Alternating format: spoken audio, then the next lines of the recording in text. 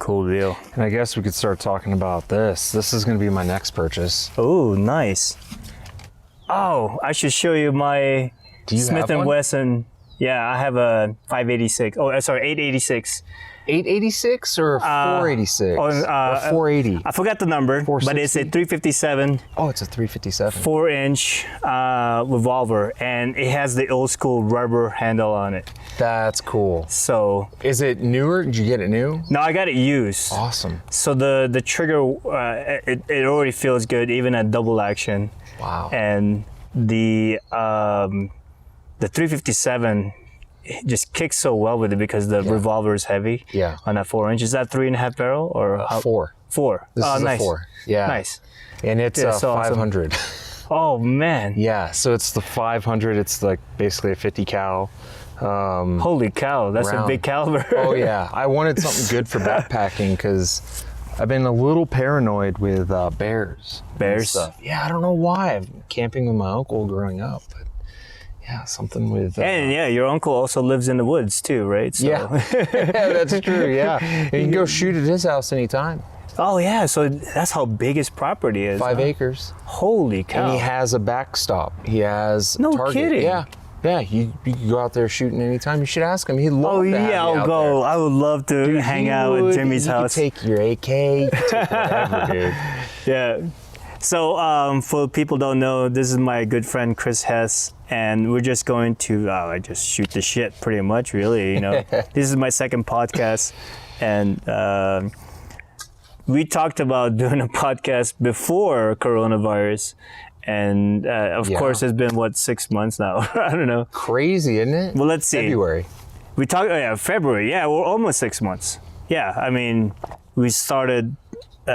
Finding out about it around February, and then March it started to shut down, I think. Yeah.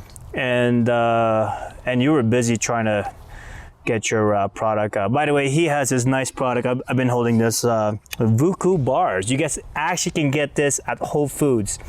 And I just finished working out, so actually a great time for me to test out the taste.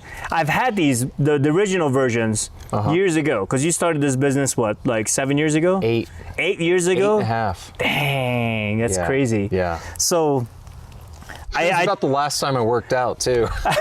No, dude, you look great, man. He's about ready to start his diet, so... Yeah, next week.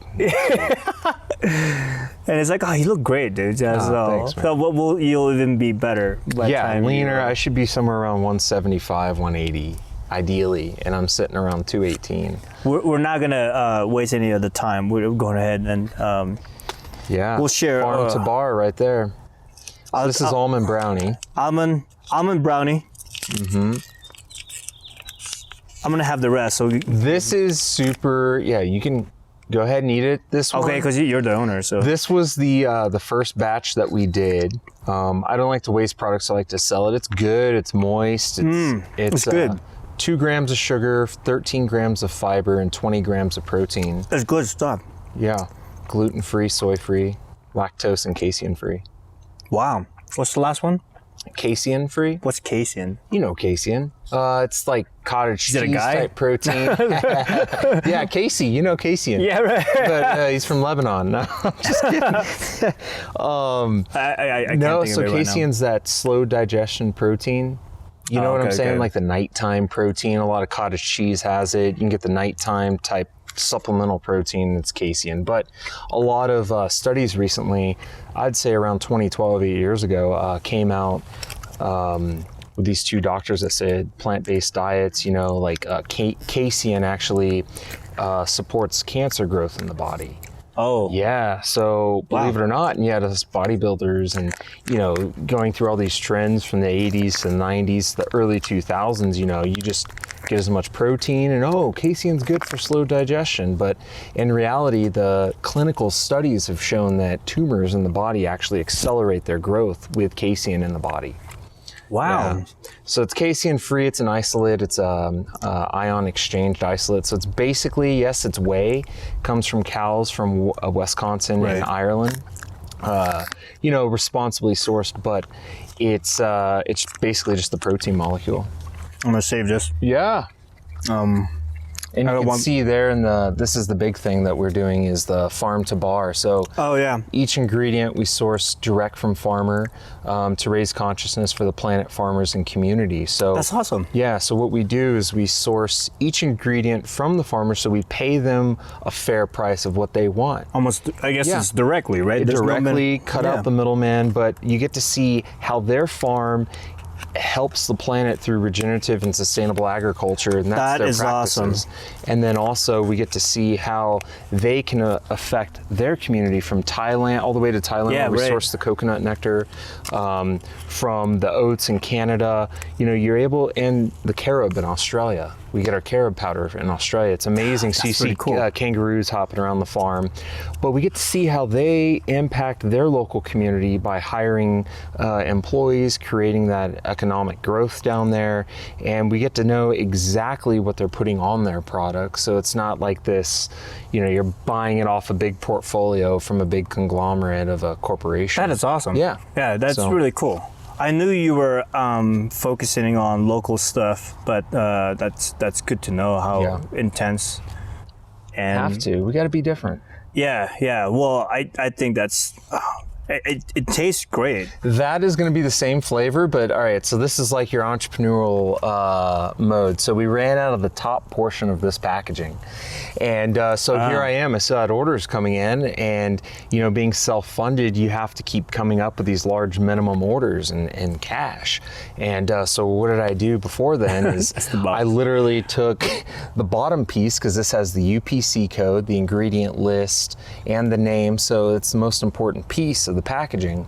And then I took this and basically put a dab of hot glue at the bottom and stuck it in. So it's, you know, and that it's hilarious. And we had there's emails. The glue. You can't see it. I'll probably show you later. It's hilarious because we had the customers saying, "Oh, we love your new packaging." And that's not the packaging. This was the new packaging. That's hilarious, dude. Yeah. Yeah, typically the founder and owner care a lot more about what the product looks like than the consumer. Yeah. But, you know, being a $4.99 retail price bar, we got to look the part, feel the part, just like my favorite coffee here. We got to give a shout out to Peak Place right down the road here. Yeah, that's a Montebello right around there. Montebello next to Colorado Ski and Golf. They also, the owner, Grace, and you know, they're fantastic. I've been there. It's a great place. I love that. Old fast coffee is what they are. Yeah. And it's the best tasting coffee, full of flavor. It's like wine.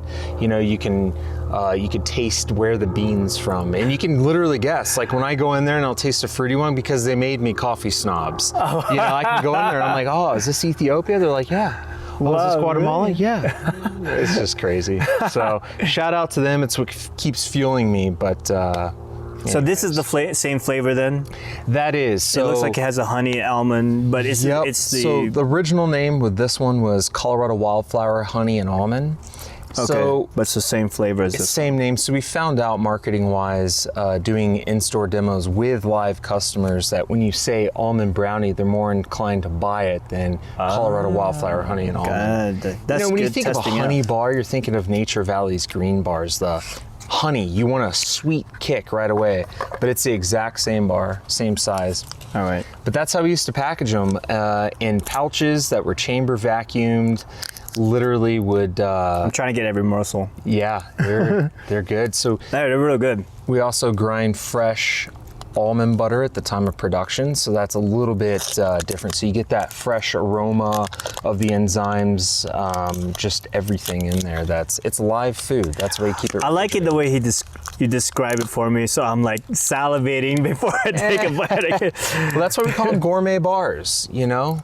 We want it to be fresh. Yeah, it tastes good. Yeah, we want it to be fresh nutrition that's portable and to be different. You know, I was tired of just eating bar. Actually, I was never a bar guy, believe it or not, because it tastes like a bar. Yeah.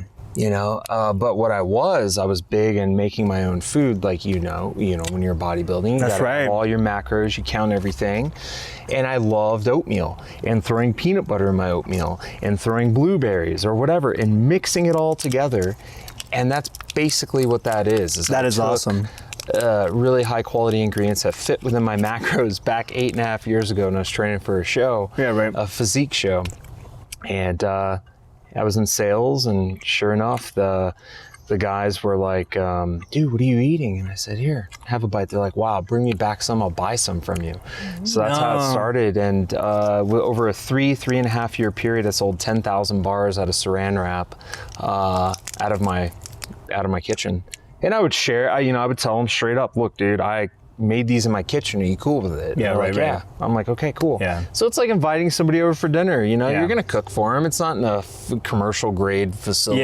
Yeah. But that's how I started, and I knew we were onto something. And back in college, actually here in Colorado Springs, in North Academy, I worked at that Whole Foods.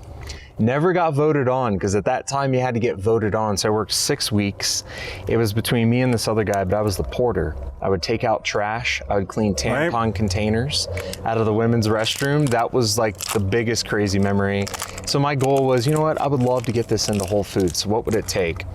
UPC code, packaging, make it legit, have a facility, all that. And that was my first goal. So it's been 4 years now that we've been in Whole Foods. That's crazy. And did they need a minimum purchase order to get it into their stores, or those are just the qualifications you need then? Yeah, you need the qualifications, meaning legit product. All Right. your certs, your UPC is in the system, this GS1 US, it's in the global database, it's international.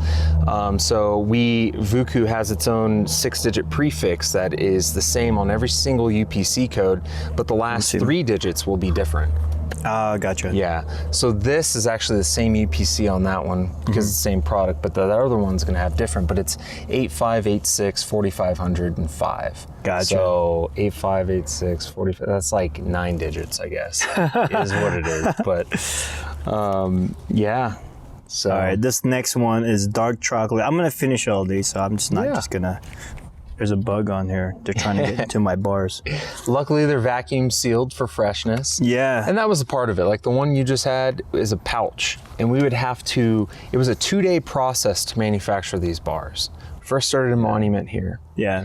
We used to hand press each bar. Oh, no mix kidding. it in a Hobart after you weigh all of the ingredients. We mix it in a Hobart, and you would weigh them into 85-gram balls.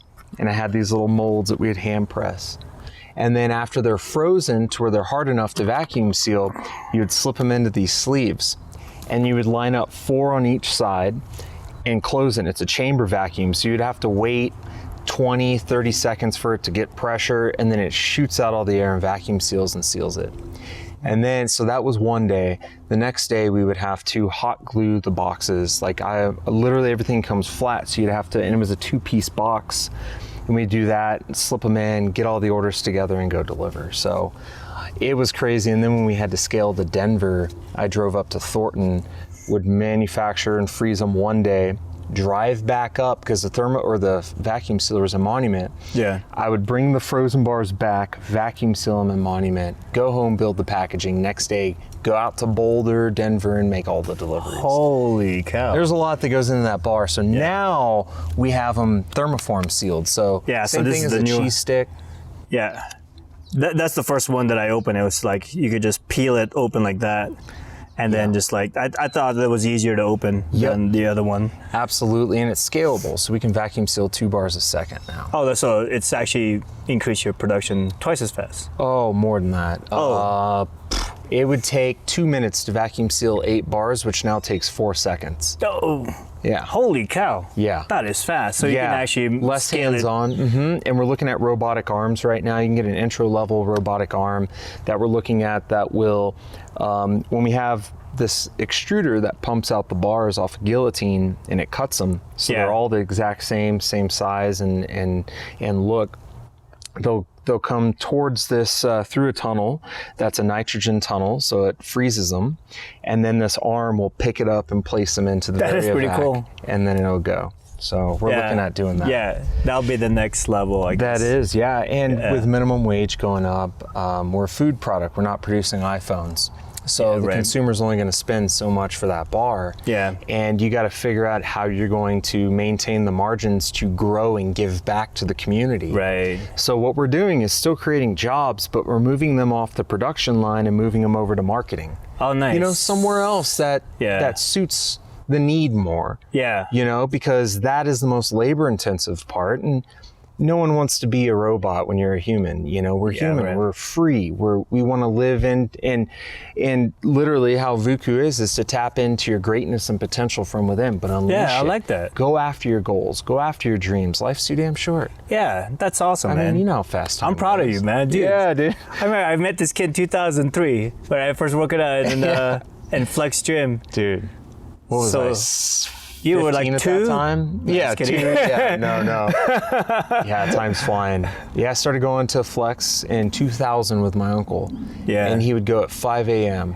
I think he still goes at 5 a.m. He goes at 4:45 now. Yeah, man. Crazy. I tried doing that I can't. that early time. I can't My do that. sweet spot's 8:30 to 10. All right, Somewhere in there. I'm gonna try this dark chocolate, almond, and coconut.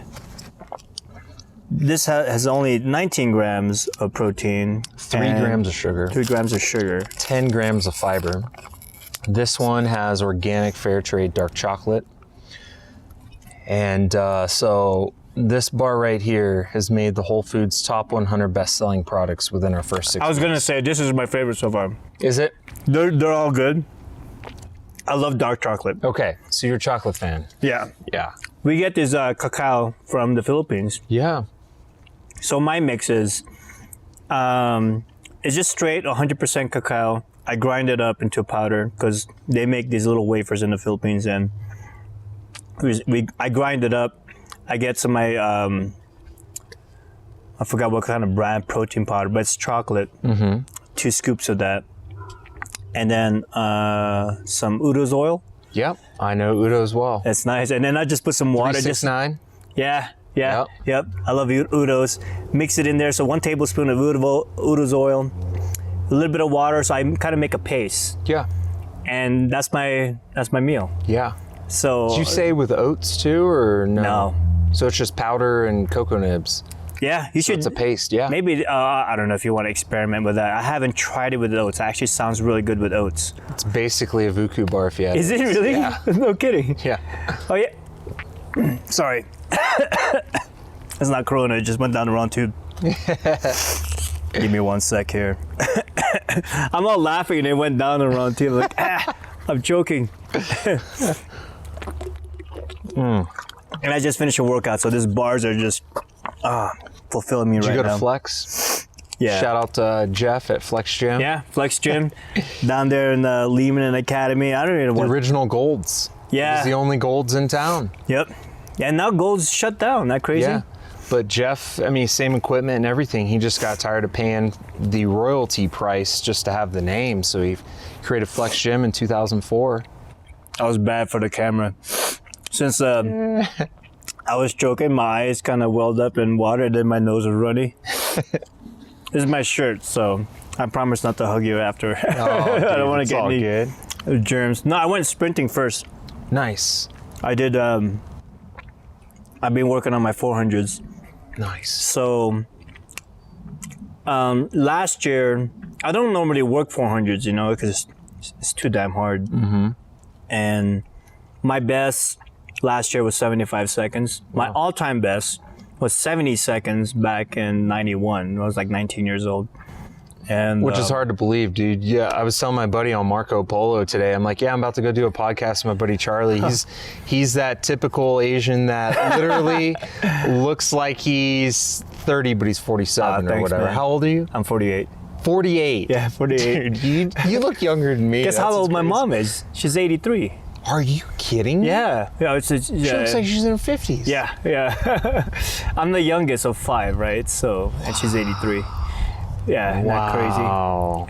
Wow. That's incredible. So whatever you're doing, I got to 82. listen. Wait, I'm trying to do my math here. 82. Sorry. 82. Sorry, Mom. And pretty much my whole entire family have good age genetics. Yeah. I never had good athletic genetics, but I'll take the age genetics over the athletic genetics because in long term. Well, dude, you should go Yeah. into talking about Paul Check. Oh yeah. Yeah. That's where you got a lot of your knowledge too. Yeah. So we were talking about it before the podcast. He was asking me when I worked at Paul Check. I got recruited. So this is how I got recruited. Back in 91 to about 93. Well, 91, I started working at Chapel Hills Mall. I started learning how to airbrush. And That's right. I was airbrushing t-shirts Awesome there. artist. Yeah, well, Awesome Artists didn't actually become an LLC until 2008. Yeah. But this is 1991, man. So 17 years. yeah, it's a long time. And then I worked there airbrushing t-shirts. The strength coach from Air Force Academy came by and said, hey, I need a drawing for my football team. Because they have this goal to do a close grip bench. Excuse me. Stuff is really good. That's why I'm trying to. Hey, look, it says more than just a protein bar. Oh, look at that. Oh, Hidden when you behind, so as you eat it. as you eat it, it's more than just a protein bar. Oh, me then you got a trademark nice that. Maroon bells there. Maroon Bells picture. Dude, this is so cool. You guys got to get one of these. And how much are these, real quick? $4.99. $4.99. Yeah. I know it's a lot. Individually, but yeah. It's actually enough. I mean, I'm gonna have all three because I'm hungry right now, but one is enough. I think it's definitely worth $4.99. It's so good. Well, it's like a cup of coffee here.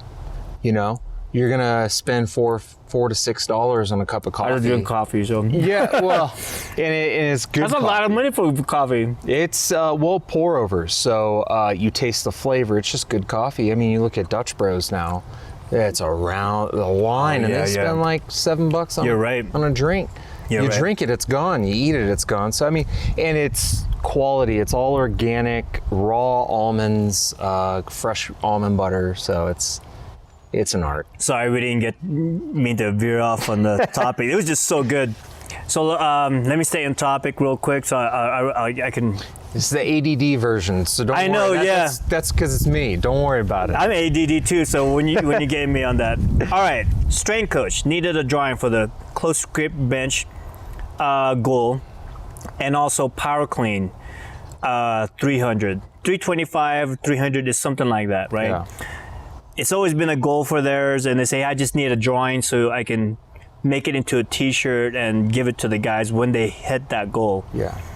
And once I made those drawings, at least 30 or 40, it went from like 10 to like 30 or 40 of the teammates hit that goal, and actually more as the next years, because it's like, I want that shirt.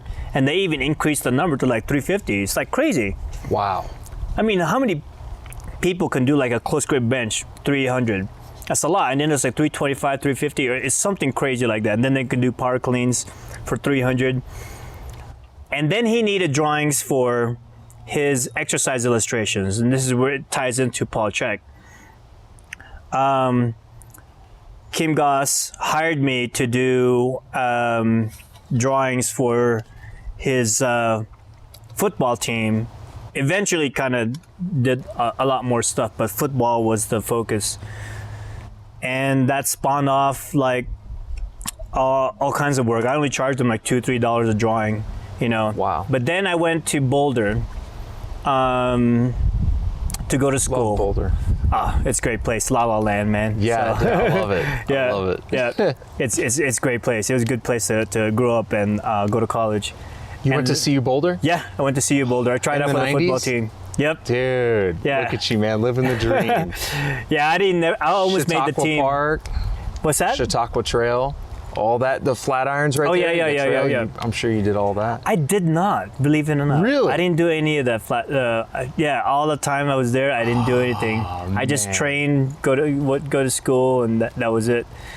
So I went there. Kim Goss still hired. Oh, he quit the Air Force Academy, started working for Paul Chek, and then he hired me to do some drawings while he was working for Paul Chek. And then there was a falling out a year later, around 94, 95, where Kim wasn't working with Paul Chek, but one of the drawings that I did, Paul used for his logo. It's actually still the logo for the Chek Institute. That's cool. It's basically, I don't know if you can see it in the camera, but it's like a lunging, twisting kind of Yeah. exercise. Yep. And it's actually me, because back then the way I did the drawings, I looked at myself in those tall mirrors, and I would like pose and look at myself and then draw it. So that was me. That's cool. with the plus sign on the face, like the That's Marvel Yeah. way how to draw. And so there was a dispute who owned it. So Paul Chek, around 97, 98, he paid me $200 so he can get the rights so he can use it as a logo. And then he offered me a full-time job. And I just graduated in 98. And it's like, I kind of wanted to do web design. So that was actually like in the very beginning of web designs, right? Or websites. Oh, yeah. It was so new, the internet. And I wasn't quite sure. And I was working at Office Depot, but I wanted to be on my own. Yeah. I wanted to be more an entrepreneur. So he said, let me fly you out here to San Diego. Try the job out for 1 week. If you don't like it, you can just go back to Boulder, right? And if you like it, just stay and work. Yeah. This is around March 1998. So I flew out there, and man, it's so beautiful. I was like, all right, I'll work. They said, no. Give it a 1 week. Try. That's like, all right. And I was like, yeah, I'm going to do this. So, and I told, I had a dream during that whole week that I was working at Office Depot, and the manager, who was such a dick, he was yelling at me all the time. It's one of those managers, right? They just yell at you for no reason. Yeah. And I had a dream that was just so funny, right? But I told him off. You know, it was just really funny. So I told Paul, I need to give my 2 weeks and then come back. He said, no, I want you to come out here now. It's like, oh, okay. So I was supposed to work that Monday in Office Depot in Boulder, and I was supposed to come in at 10. And I was like, I'm going to quit anyway. So I rolled in around 11 o'clock, telling him I was going to quit because I was going to pick up that job in San Diego. And I'm talking to my coworker, and then while we were talking, the manager, he's lipping by, he's like, Charlie, you were supposed to be here 10 o'clock. Where were you? I said, yeah, I know, I quit. And the funny thing is that's what the dream that I had that previous week. I was like, oh, that's so weird. That's like, cool. I had like a premonition, like how that happened. That's so cool. And then I started working for Paul Chek, and I was already getting some knowledge from Kim Goss when I started working for him in the Air Force Academy, and it just kind of like exponentially exploded when I started working for Paul Chek. So I love I went through their certification course for their Czech practitioner. I went to level 2. It was easier to draw stuff once I knew the information. I mean, I did like, I don't know how many magazines and medical journals that I did. I know I got published in 6 books or something like that. So that's cool. You can still find your images on Google. Yeah, I thought that was pretty cool. It's like, man, that's my work. You look the exact same. Like, no way. Everything. Yeah, no dude. Way. I think longer hair. Hey, you had short black hair. I had a flat top that time. Did you have a flat top? Yeah. In some of these images, and you had glasses at that time. But as far as skin and age, dude, you look the exact same. It's crazy. I think it's just been taking care of myself. Yeah. If I drank or smoked a lot, I think it would have did a number on my body. So yeah. Well, it's never too late to start, so you could start. Should I start now? I tried smoking weed, man, and yeah, it was all right. It wasn't the best thing like people make it out to be. What year was this? I don't know, it was like 3 years ago I started smoking. Okay. So I helped pass the marijuana law, change the amendment in the Colorado Constitution. Cool. I collected I think 1,200 signatures. Okay. Did you go around Flex and do that? Was that? Oh, I think I went to Flex. I went to Jeff sign it? Oh, I'm sure he did. Awesome. Cool. I can't remember because I did a lot of initiatives, local initiatives, state, city, and I went to the gym and said, hey man, this is the lower taxes or whatever. Yeah. But the marijuana one I think was important to me. Otherwise, I think it's a big reason, a lot of people get pulled over is because of drugs, or people go to jail is because of drugs. That's just my political point of view on that. And it's I think it should be decriminalized, in the federal level. It's heading that way. Yeah. because every 4 years, every 4 years, there's new laws for other states to become medicinal or Retail, yeah. recreational. So it's slowly getting there. The federal government eventually have to like, oh, we'll get it out of Schedule 1. And, you know, I don't know about the other drugs because they were all legal before, you know, Yeah. so. Yeah. But, yeah, I mean, I appreciate you saying that I look young, but I try, man. So it sucks when I meet people. I work at a restaurant right now, right? So at the Urban Egg, you know, and then girls flirt with me, and I'm like, man, you're 20 years old. I'm 48. This is not gonna work, man. I'm gonna go to jail or something, man. That's funny. No, they're not underage, but it's like They shocked too at your age? yeah, there's like, what? I thought you're like 27, 28, or 35 at the oldest. I Yeah. was like, no, I'm 48, babe. Yeah.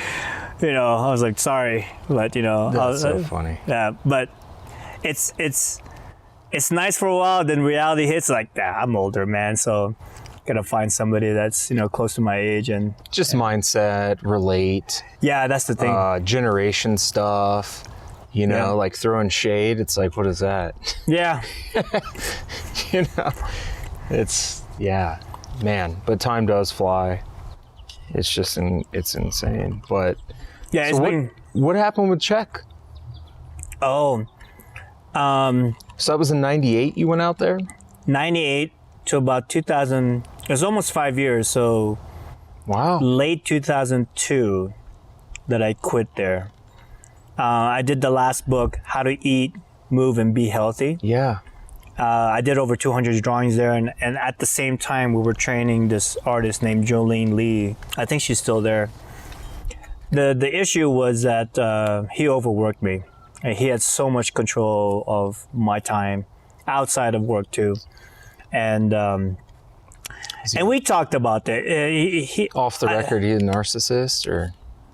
I don't know. I don't know if he's a narcissist. He's very spiritual. I know that.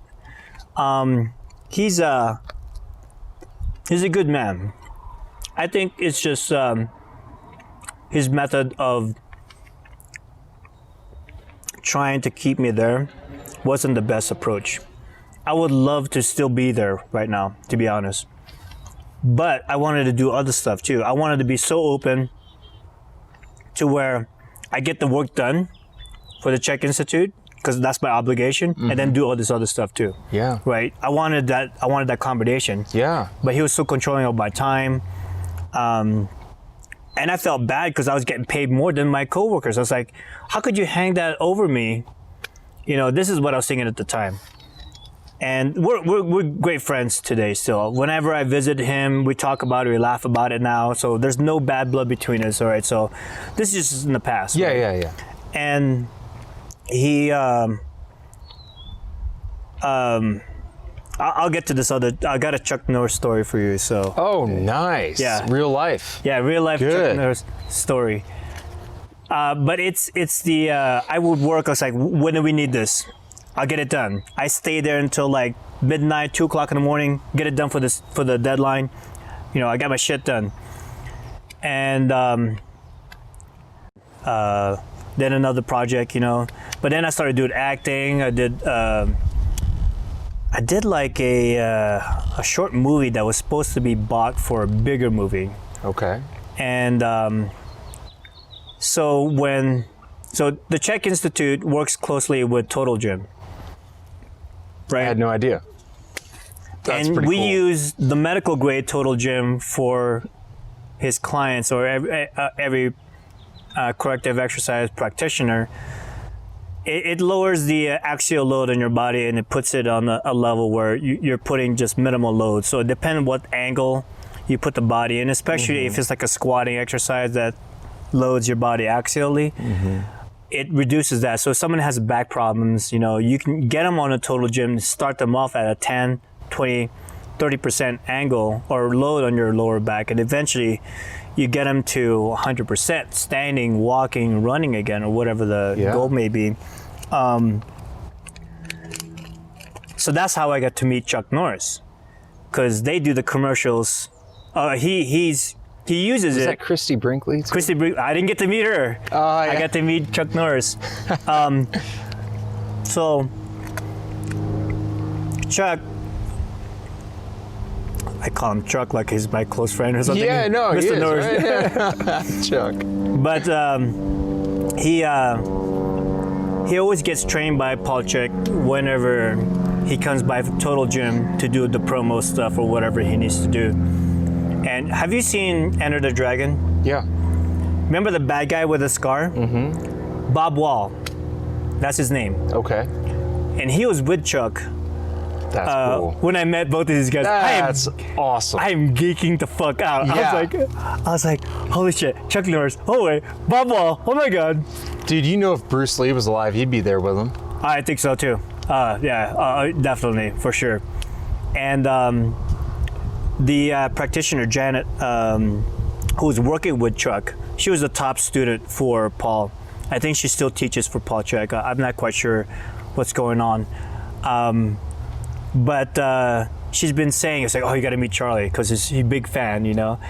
But I didn't want to freak out like I did when I met Kobe Bryant.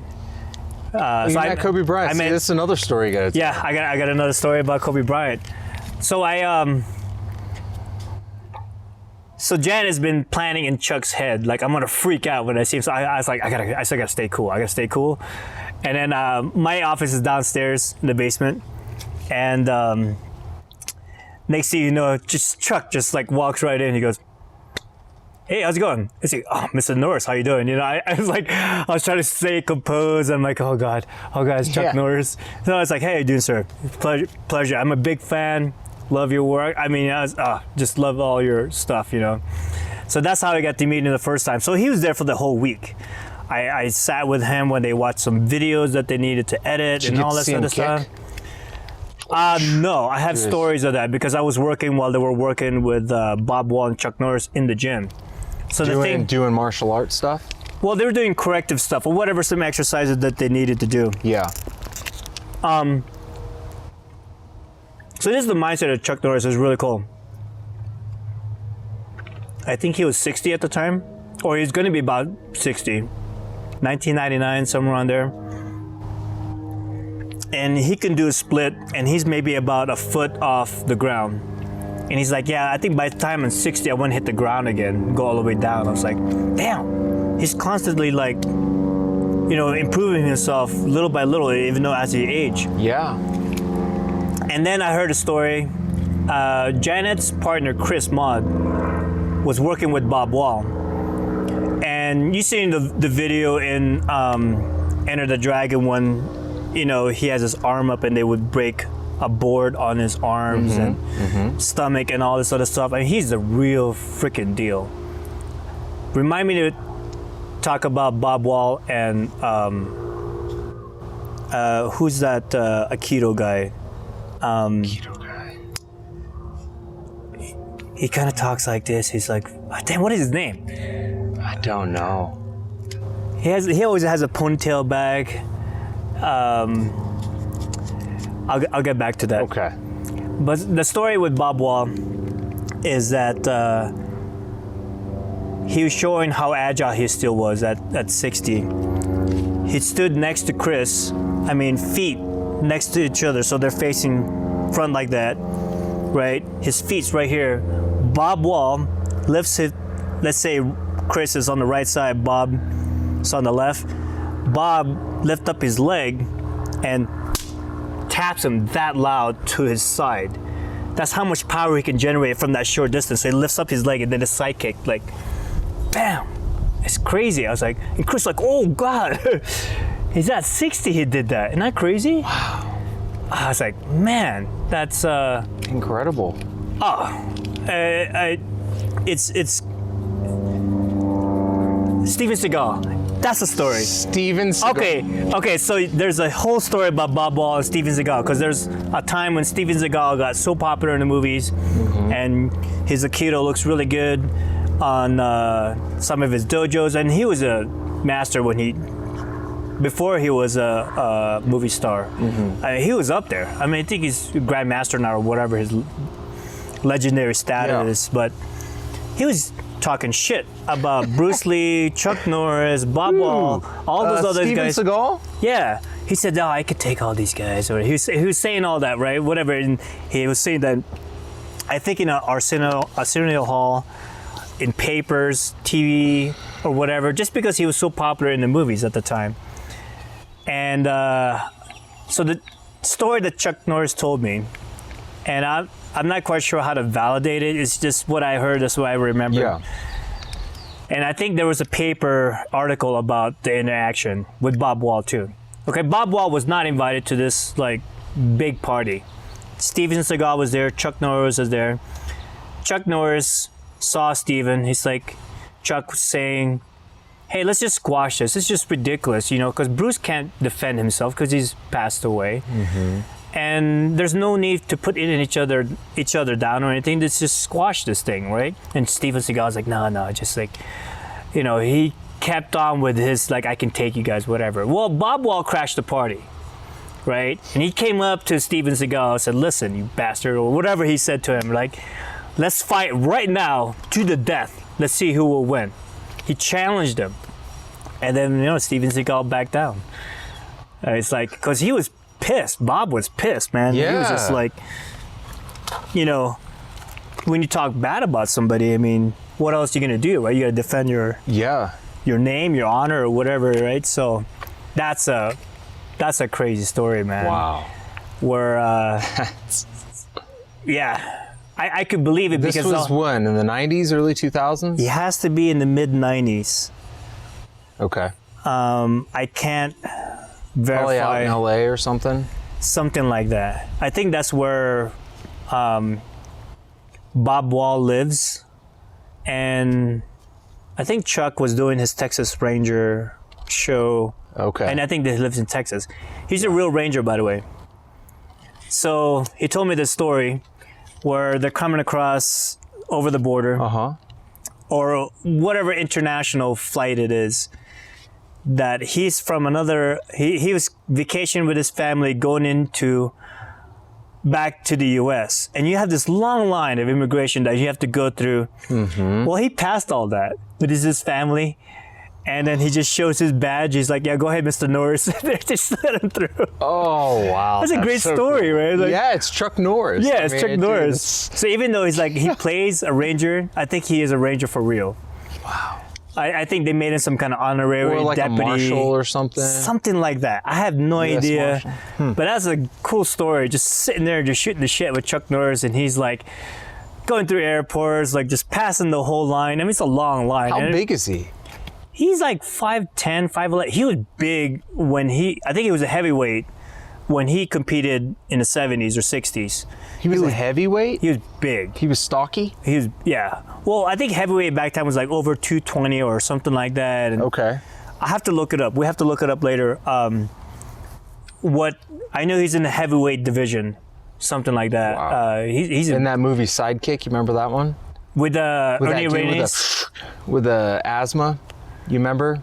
And then the girl from Wonder Years was in there. Sidekick. Oh, okay. It was that guy that just loved Chuck Norris, and then they fought together, or they were like teamed up together.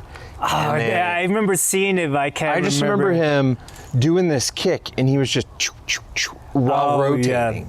And it was like, no way. And that's when they broke the bricks, you know, and they lit it on fire, and Was it because, tell me the storyline again, was it he was going to a competition that needed training and something? I think it was like this guy. I forgot the story. He passed away. I think he committed suicide a few years back. Oh, but really? yeah, it was the guy. He's popular in the 90s, but he had asthma, and his character in there, he had asthma, and he was bullied a lot, and he was training martial arts, and then he always dreamed of like Chuck Norris. Well, I don't know if it was a dream that he did all this when he was out unconscious, or if it was in real life, but either way, they acted together. And they were in this thing, and they were going through a Taekwondo competition, and there was this other guy who was the trainer, who was the bad guy in the movie, and him and Chuck Norris fought at the end. And I just remember it, dude, just like, oh, that was sweet. But this is like early 90s movie. Yeah. Like 1990 probably. Yeah. But that's so cool. It's been so long since I've seen that movie. I remember seeing it though.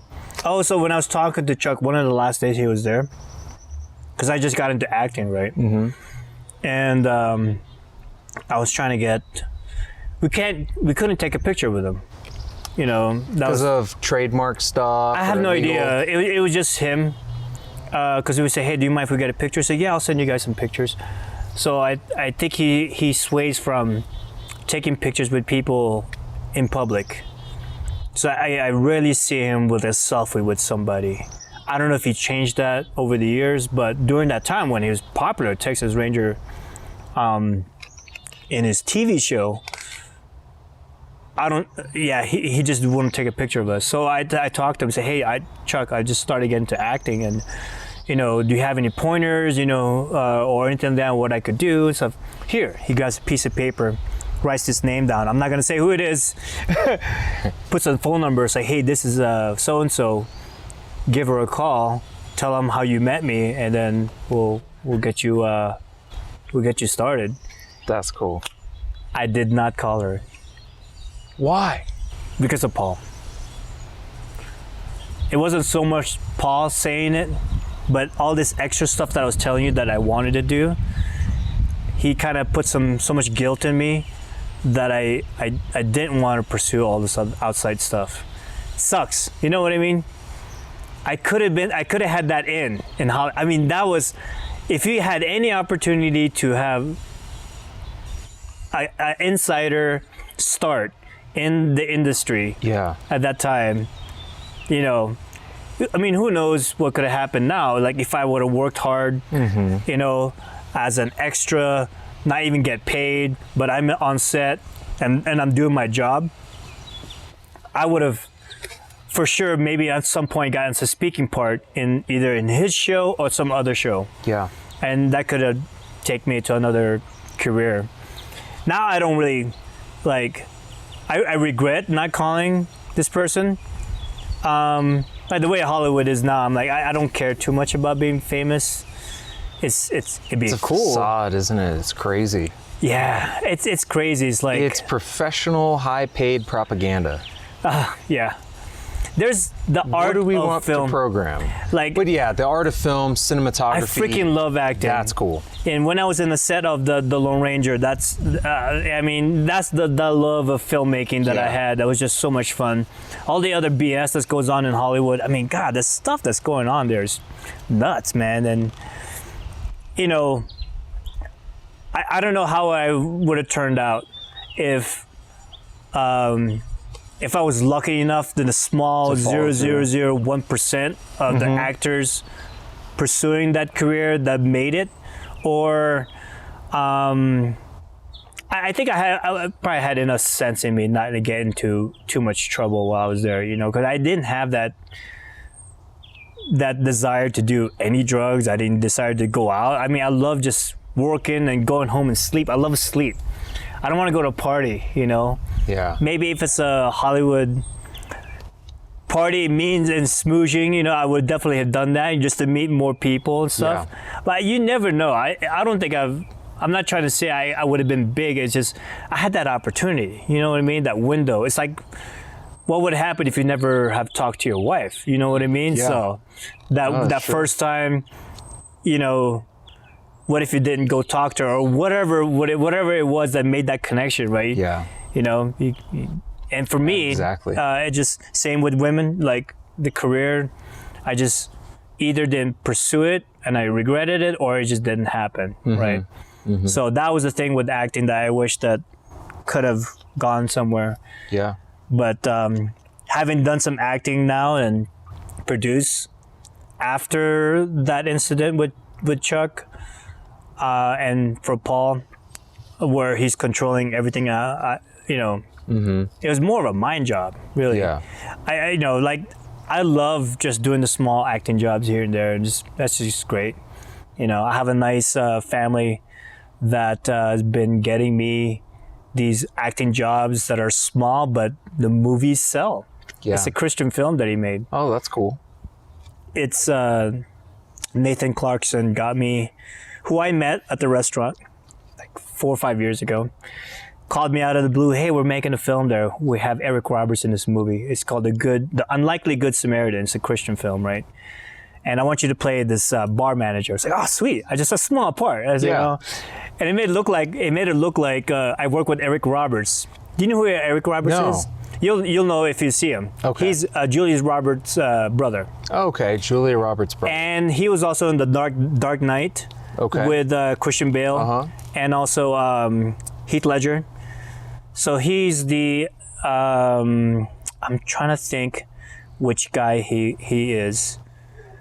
And the other movies that he's done. Man, he did this Taekwondo movie I really love. Best of the Best or something like Best that. of the Best. I love that freaking movie. It's like a 87 movie. Oh, nice. Taekwondo movie. It's like one of my favorite Eric Robert movies. But he likes doing these small films, so it made it look like we were working together, even though they shot his scenes in LA and we shot most of the scenes here in Colorado Springs, so it's nice. That's cool. Excuse me, because these are really good. I don't Oh, know. yeah. No, keep going, dude. It's good stuff. That's why we created it. You want to hear the Kobe Bryant story? I do. I do. All right. I'm going to take a bite of this real quick. I'm trying to get this little piece. There you go. I mean, it was so sad to hear what happened to him, his daughter, to all the girls, the coaches. That was this year. January. Yeah. Crazy. And let's start off this whole freaking mess in this year, man. Jeez. So, 1998, I moved to California to work for Paul Chek. And I think 1999 is when I met him. I think he just got recruited to LA. And he's having problems, either his wrists. I knew he had a problem with his left knee because we were working on that. Okay. His trainer at the time, Joe, I think his name, knew about Paul Chek. And he came down to San Diego to train with Paul.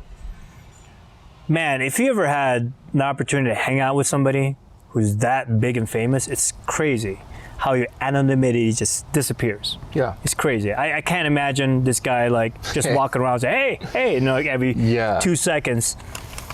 So he walked in the same way and that Chuck Norris did, right? He walks into my office like, dude, Kobe Bryant. He's tall cut. And he was like 19 at the time. He was still a teenager, you know? 19, 20, he was that young, right? Mm-hmm. And he saw my Michael Jordan poster with the... 2 balls? I think he's holding both basketballs or what? something like, I think he's either holding one ball and it's a long poster like that, right? He's like, who's this guy? He's like, don't worry about it. Like, you know, I was so starstruck. And my boss didn't know who he was, really. He just heard about a high school kid getting recruited to the NBA. That's who. He said, yeah, that's the guy, Kobe Bryant. And I think it was the 76ers that he played first. Oh, okay. That's his father's old team, I think. Really? Kobe Bryant's dad played. I had no idea. I think that's what the story was. And eventually he played in Italy. Okay. So that's how Kobe knows how to speak Italian. That's cool. And I haven't really looked at his father's background. But anyway, we started talking. First day. She said, Charlie, we're going to go out to lunch. You want to come with us? Like, hell yeah! In Encinitas, there's a bunch of shops on the other side, the west side of the railroad tracks, on 101, pretty much. Mm-hmm. So the office was on Vulcan Drive, which is pretty much east of the railroad tracks. And we just cross the railroad tracks and we walk to 101 to go to those shops. And there's this big courtyard. I'd say it's about this size. You got probably about 12 tables. Mm-hmm. And there's delis and whatever restaurants around. There's nobody around, right? So we walk in. I could tell the employees are freaking out because they see Kobe Bryant. It's like, God, this is so weird. And I'm just like a third person just watching this whole interaction, Yeah. you know, people watching, you know, it's what's going in their mind, and I'm sure Kobe's just doing his thing, right? We sat down to eat. Next thing you know, it's like, blip, blip, blip, blip, blip, blip, blip. The whole courtyard was full of people. It's like, whoa, that is so weird, because we go there all the time. Uh-huh. It never gets that busy. Just because it's Kobe Bryant there, people would just like pop in and everybody's like, it's Kobe Bryant. It's like, it's like. Oh my gosh, that's so funny. And then I forgot who the coach was. It's either Chuck Daly or some other coach at that time that wasn't working out with Kobe and the rest of the LA Lakers. We're walking back from lunch. I think we're right on Vulcan Drive and Santa Fe Drive. And on that corner, this dude making a turn just heard something, a news on the radio. He rolls down his window. He saw Kobe. He's like, "Hey, Kobe, did you hear so-and-so got fired?" He's like, "Yes." And then I think that's when Phil Jackson eventually came in. Oh, that's cool. Isn't that crazy? Yeah. I was there when he heard the news that the old coach, I thought it was Chuck Daly, but how was he as a person? The nicest freaking guy. I mean, imagine him like, I think he's just like an average dude. He was just so nice to everybody. How tall was he? I can't remember, 6'5", 6'6", somewhere on there. And yeah, it was nuts. Just and then we got into the front of the building after he heard the news that the coach got fired. There's this girl, she's literally crying. It's like, "Oh my God, Kobe, what are you doing? You're like my favorite player." Like, all the chances of like meeting your favorite basketball player in Encinitas, like, you imagine if we're sitting here and then some like famous person just walks in, and like just random. And then he couldn't at the time work out with any other trainer because it's in his contract. But his personal trainer is something different, right? Mm-hmm. I think that was allowed. Yeah. It has to do with, I don't know. It just he couldn't go seek outside help to fix his injury, whatever that was. And so he said to her, "Yeah, I'm just here working out." Right? Did the sign something, took a picture. I think back then you just had that, the disposable. Yeah, that's so funny. Yeah, disposable camera. And then when we were working out, he did the whole assessment with Paul. It's like 6-7 hours of like figuring out his flexibility, where his injuries are, and all this other stuff, whatever testing that corrective exercise specialists do. And, Paul teaches all this stuff. And eventually he was doing these toe touch drills because his knee was bad. The toe touch drill is pretty much a grid, and it looks like a big target. So you got a plus sign here, mm-hmm. and maybe some diagonal lines crossing another plus sign, but there's circles kind of designating distances. What you do is you take your second toe and the back of your heel and line it up in the middle of the plus sign, right? Mm-hmm. And what you do is you're one leg like this and you're trying to tap how far you can go, but you want to align your patella in the middle of your patella to your second toe. And that's the actual correct anatomical alignment of your knees should go. Wow. When you're bending your knee. All looking. That's great. Like when you squat, when you run. It's the second toe next to the big one. Yeah. What happens if you deviate from that, you're stressing the ligaments and the joints.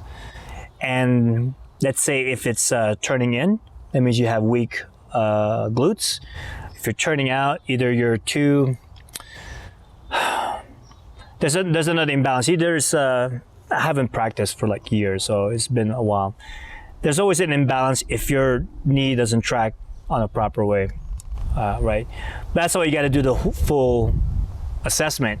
It can't be just one thing. So maybe you have weak glutes, but the reason why you have weak glutes is because you have weak abs or whatever. It could be overtraining as well. Wow. So there's a lot of different factors you take into.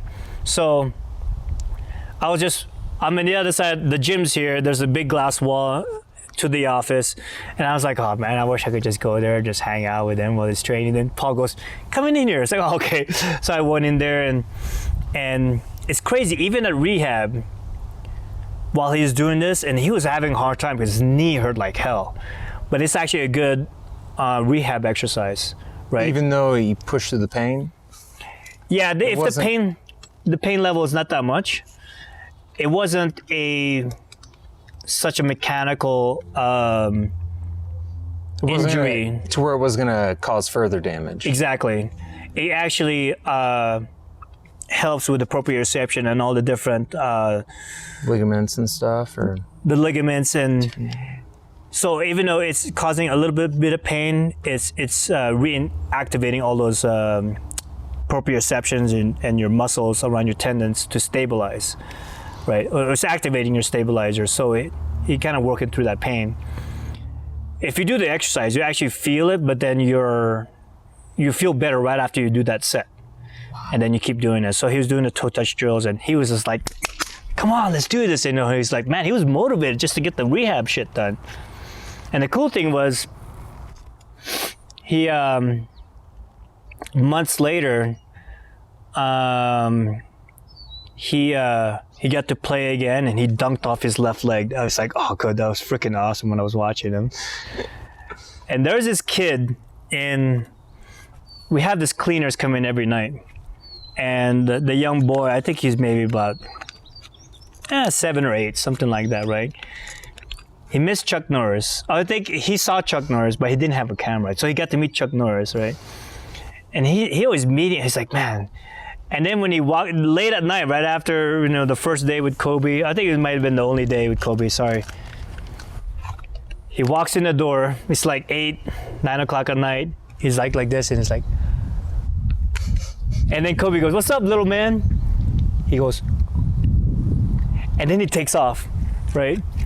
It's like, I don't know where he went, right? And he comes back, it's like, he has his camera. He has his all ready. He's like, hey, Kobe, could I take a picture with this? Yeah, for sure, man. Signed something, took a picture with him. He is such a nice guy. Really? It was so unfortunate what happened to him here in Colorado with that whole situation, with his allegations and stuff like that. Was it in Vail? I don't know if it's Vail or Aspen, one of the two. I think it was Vail. I was just like, man, it wasn't his character. That I know him. I mean, the experience I had when he was at that age. Yeah. And seeing his interviews, it just didn't fit his character. Yeah. But when you're a superstar like that, you get women throwing it themselves at you. Yeah. So I understand the pressures or the temptations. You know what I mean? Mm-hmm. So I really don't know what the true story, what happened with that is, Obviously, if she's telling the truth, I want justice for her. But if he's totally innocent, I think that would have been the case. I have to look it up again. I can't speak right now what actually happened. And, you want to support the truth, not just somebody's word for it. Yeah. You know what I mean? But, it's great. Just like the stories with Kobe Bryant and Chuck Norris is like one of the highlights when I worked there. So you took the January news pretty hard. I mean, I'm not a big Lakers fan. It was just. But as a person. I mean, yeah, you don't like hearing people die. Even with like recently with this 8-year-old girl that got shot by these people at the Wendy's from these riots and protesters. Mom and daughter was coming to Wendy's that was burned down, and they were trying to turn around. They start shooting up the car, and she passed away. And they were just trying to get out of the parking lot, and they shot her. Just put bullets through the car. Where was this? That was like a couple weeks ago. Where? I think I don't know if it's Minnesota. I can't remember. It's during the riots. Wow. I got depressed as much from that I did with Kobe. Yeah. Because I don't know him personally. I don't hang out with him. I just met him that one time. You know what I mean? So, and he's a celebrity. And I think what's more tragic is that his daughter and the kids that's in the helicopter, the parents that was in the helicopter. There's 13 people. something like that, or 19 people that passed away in that. And it was this freak of nature of the weather. It's sad, dude. Yeah. Yeah. It's crazy. He made his time.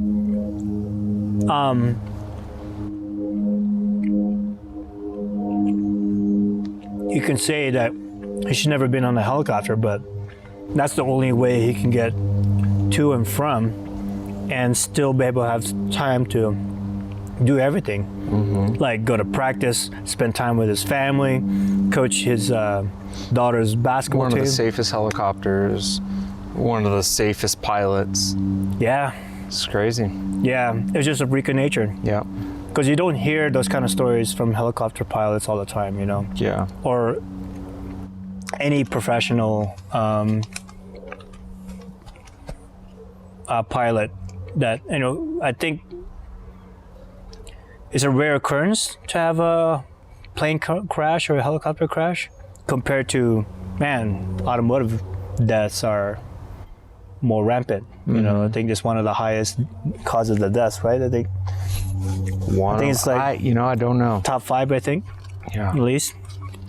Man. So, but back to that story about how I try to look and study like human nature and just like, well, and I guess the programming of this society and how,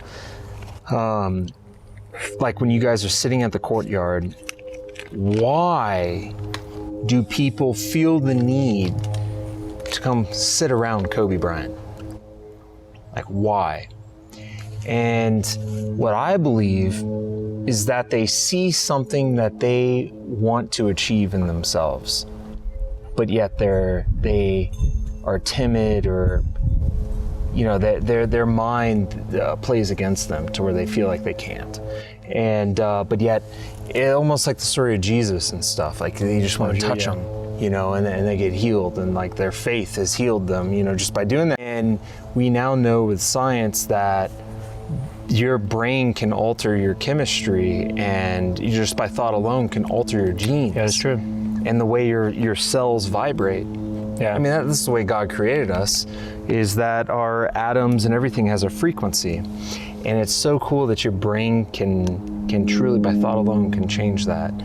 And so I just find that fascinating. And like the whole thing with Vukoo is like, I would love to just speak life into people to help them understand, like put a lens on to, and they look within, like transparency, and have clarity, and like understand, like, oh my gosh, like I can do this. Right. I am part of this life, and it's beautiful, and I have all this potential. And so I find that fascinating in the starstruck. I don't think it's money. I think there's this like people around them play this, like they make that moment magical. Yeah. And Kobe, he's just a person. He's doing him. When you think about the chances of anybody, I think it's more like the probability of somebody making it into a high-level sport, professional sport, the chances of anybody making it, and then you have a kid straight out of high school. So I think it's the edification, right, of that success, that he's able to compete with these older guys just coming out of college, going to the draft, and his sister, like, well, he could do. It's like LeBron James as well. He was young when he got recruited, right? I mean, I think he was straight out of high school as well. They just have that talent, God-given, genetic birthright, talent to do. To play, in my mind, how I see this is to play that equation that this society has placed upon success in the NBA, or that equation, you have to perform at this level to be here. Yeah. But as a human, we all have that potential to achieve that inner success of doing that. You can't play all in the NBA though. No, for sure. No, but what is it that allowed him to be at that equation? And I think it's to believe that he can do it, that he can. And I think that then, you have the talent to do that. And I'm not saying it's just basketball. I'm saying anything in life. Oh, sure. you know. Yeah, you're more talking about in general, that euphoria, that feeling of his level of success. Yeah, is that what you're just pertaining knowing to? that he put his mind and heart to something that he wanted to achieve. Oh, he definitely worked his ass off, that's for sure. No, exactly. Yeah. And it takes that. LeBron and all these other greats. The did the same thing too. repetitive, all that. Yeah, but they put their mind and heart to it, and they were able to achieve that. But I believe that there's so many of us that speak negative to ourselves, and I'm one of them. That I can't do it. Like Self-doubt. Yeah. No, it's literally death when you speak and think negative about yourself. But all it is change that thinking, change that subconscious talk to yourself. Do you listen to Garyvee? Yeah, I used to listen to him back before he got big, you know.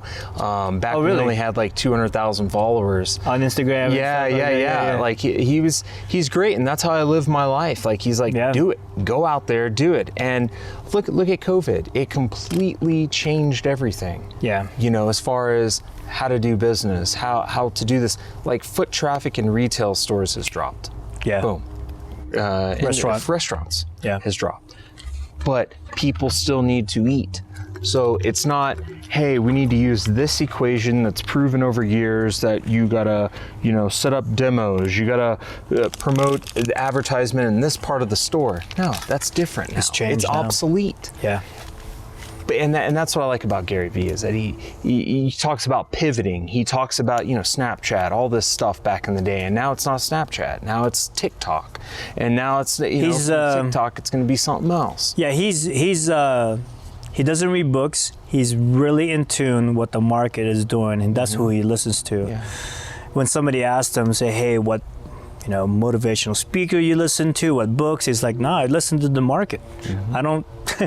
That's what's pretty much gonna define what you need to provide value for in order to, you know, monetize your activities. And I think that's why I'm trying different, even at my age, trying different things. Because I have that itch. I want to do this. I want to do that. I started learning code. I started learning Python. Nice. Yeah.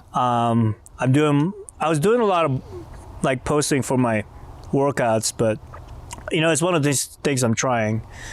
I am setting up a self-driving RC car, which relates to Python. You know, so this thing with my RC car, it's called a donkey car. Go to donkeycar.com. They list you the hardware that you need to purchase, even the RC car, the boards, the wiring, whatever, and they give you instructions how to upload the software. But it's a self-driving RC car. So the drones 10 years ago is where the RC cars are right now. And what these guys are doing is you take your RC car, and it has a camera, you drive it around the track 1 or 2 times, and then the software and the board remembers the track, and it starts learning how to drive, and you can go in and like clean up the you know, the basically driving. what Tesla's doing. Yeah, pretty much. Yeah. And it's continually learning this AI, right? It's crazy. And what I want to do with my sprinting is have a running buddy. It's not fast enough right now. I think it goes like 11 miles per hour, and like you could jog 13, you know, or whatever. Yeah. And I want to program it to say, go 200 meters at 25 seconds or whatever, and then give me a ready, set, go, right? And so you set the car, and it goes ready, set, go, and then you race with it. So you actually have a pacer. That's cool. That you can go with you. Yeah.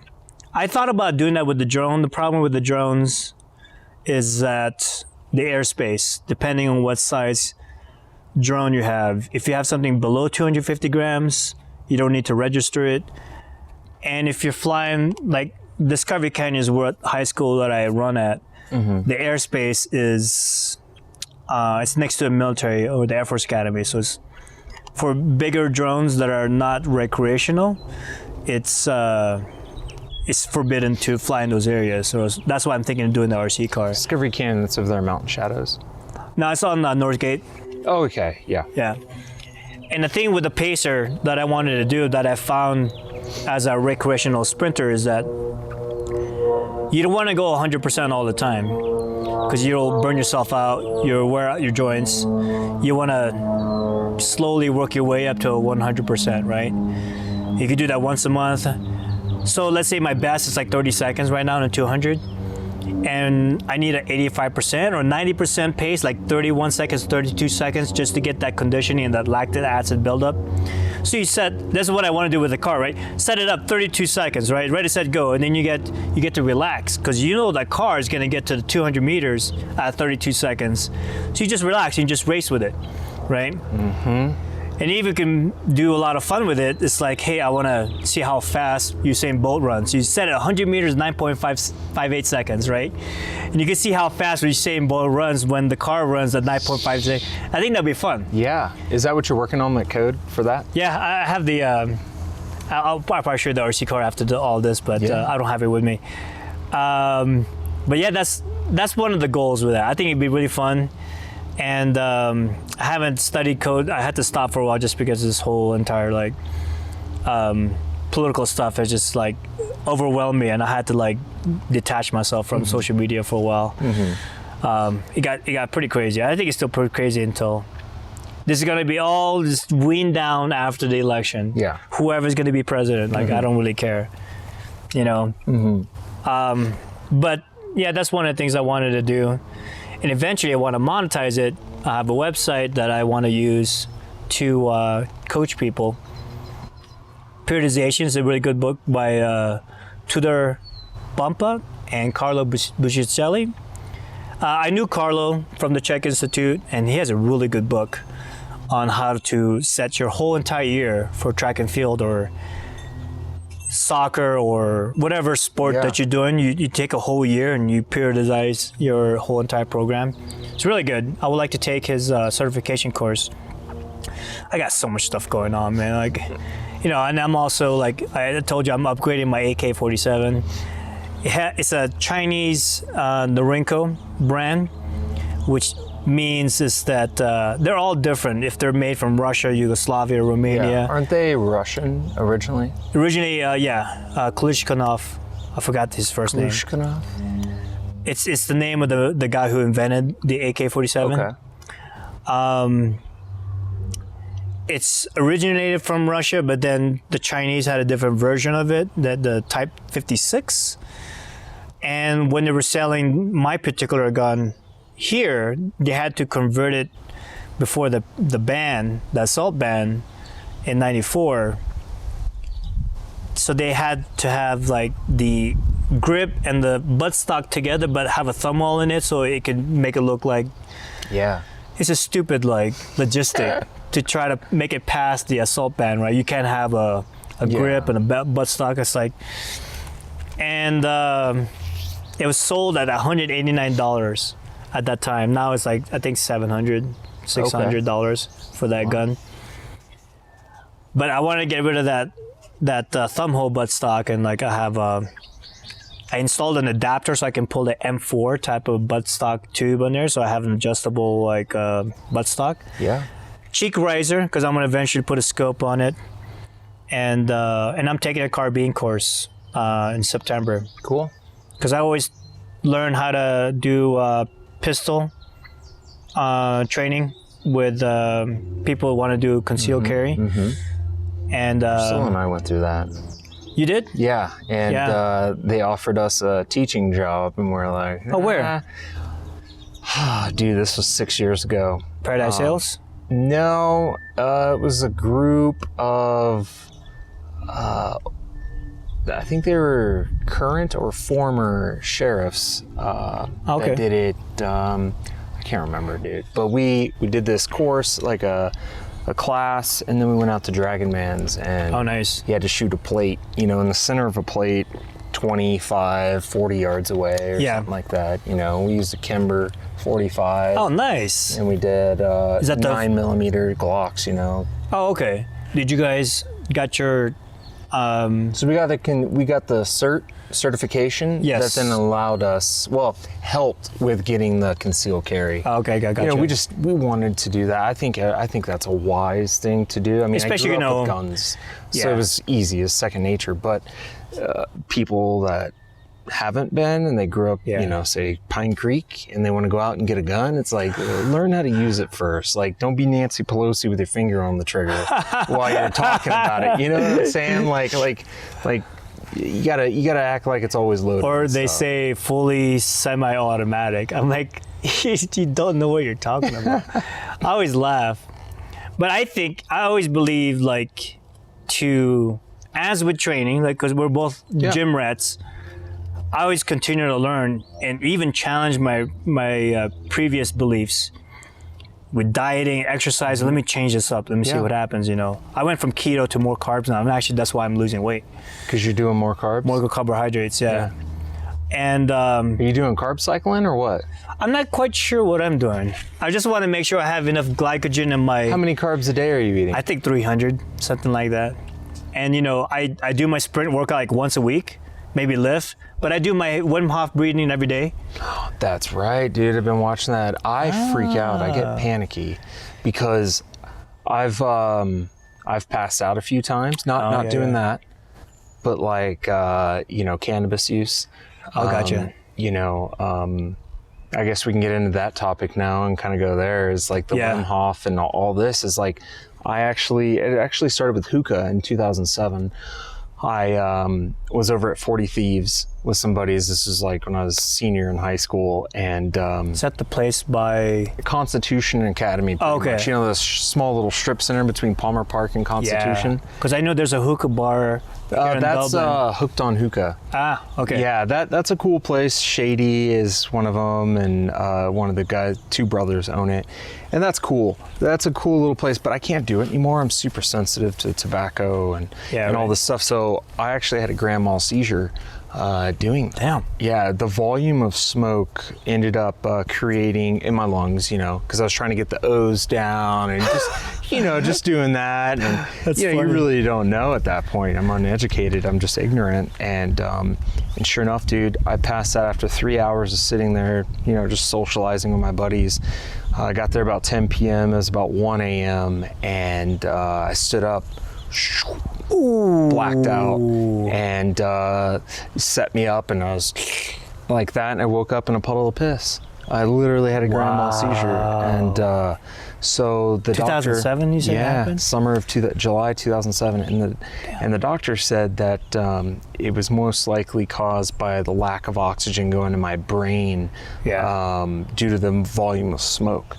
So I've been super sensitive. I've even tried to go back like a few years ago and hooked on hookah just to try it out again. I couldn't.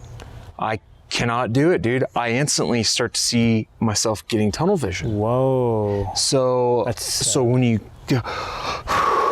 do that, like I almost experienced something similar, and I know it could be all psychological because there's science behind that breathing technique, and it's a bunch of oxygen going into the brain. But even doing that nuts, just now, man. I got a little lightheaded. Oh, really? Yeah, it's interesting. So I'm super sensitive, and then So you tried recently to do the Wim Hof breathing? whenever I contacted you about it, I tried it, dude. I couldn't even do one full cycle. I'm like, hang on, I got to get my psyche right first, so I don't freak out and go into a panic attack, because then I started getting panic attacks. So let's stay on this topic real quick. How long did you hold your breath? So after 30 breaths, right, is what it's instructed you. I couldn't even do 30. You can't even do 30? I didn't do 30 at that time. How many did you do, like 20 maybe? Maybe 10 or 15. Do you start seeing stars even like when your eyes are open? Mm-hmm. Yeah. But I did notice, because even with what I did, I held my breath and I was fine. And how long did you hold it for? I don't know, because I wanted to get to the point where I'm actually doing the full exercise. And I was just doing that a little bit, and I was like, ooh, okay, let me work on my psyche. And but I did get the concept, and you know, whether it's the gym before I do a heavy set, you know, my uncle and I'd kind of do that. Yeah, right. You know, get that more oxygen. I'd feel a little lightheaded, and I'd get down and I'd just Right. Dude, and I did see the benefit of like what you're talking about, like holding your breath, giving that oxygen. But you said it affected you so much. You only did like 1 round or 2 rounds, something like that. I just got to work my way up, and I think it's because my mind is freaking out and telling myself that you're about to black out. Yeah, you're about to pass out. And I think it's the stress, subconscious stress that I've... From your previous experience? Or Vukoo. Building on this entrepreneurial journey, you literally are gambling your whole life when you're self-funded. Oh, yeah. You have to put in X number. I didn't know what it took before I started, but I'm going along with it because now I've invested so much that, and it's become addicting, and also it's just fun, but it's caused a lot of stress, a lot of work. I think the biggest thing is that I don't relate to a lot of people. So like what I typically like to do is talk about goals, talk about stuff that other people bitch and talk about. Well, that's why I like talking to you, man, because I think we have a similar type of mindset where our whole... Like for me, my everyday thought process is like, all right, I'm always thinking ahead, like what I'm planning for the next 4 or 5 years, or whatever, like goal setting or whatever. People like to talk about shows, which I like. I watch some shows whenever I have some time.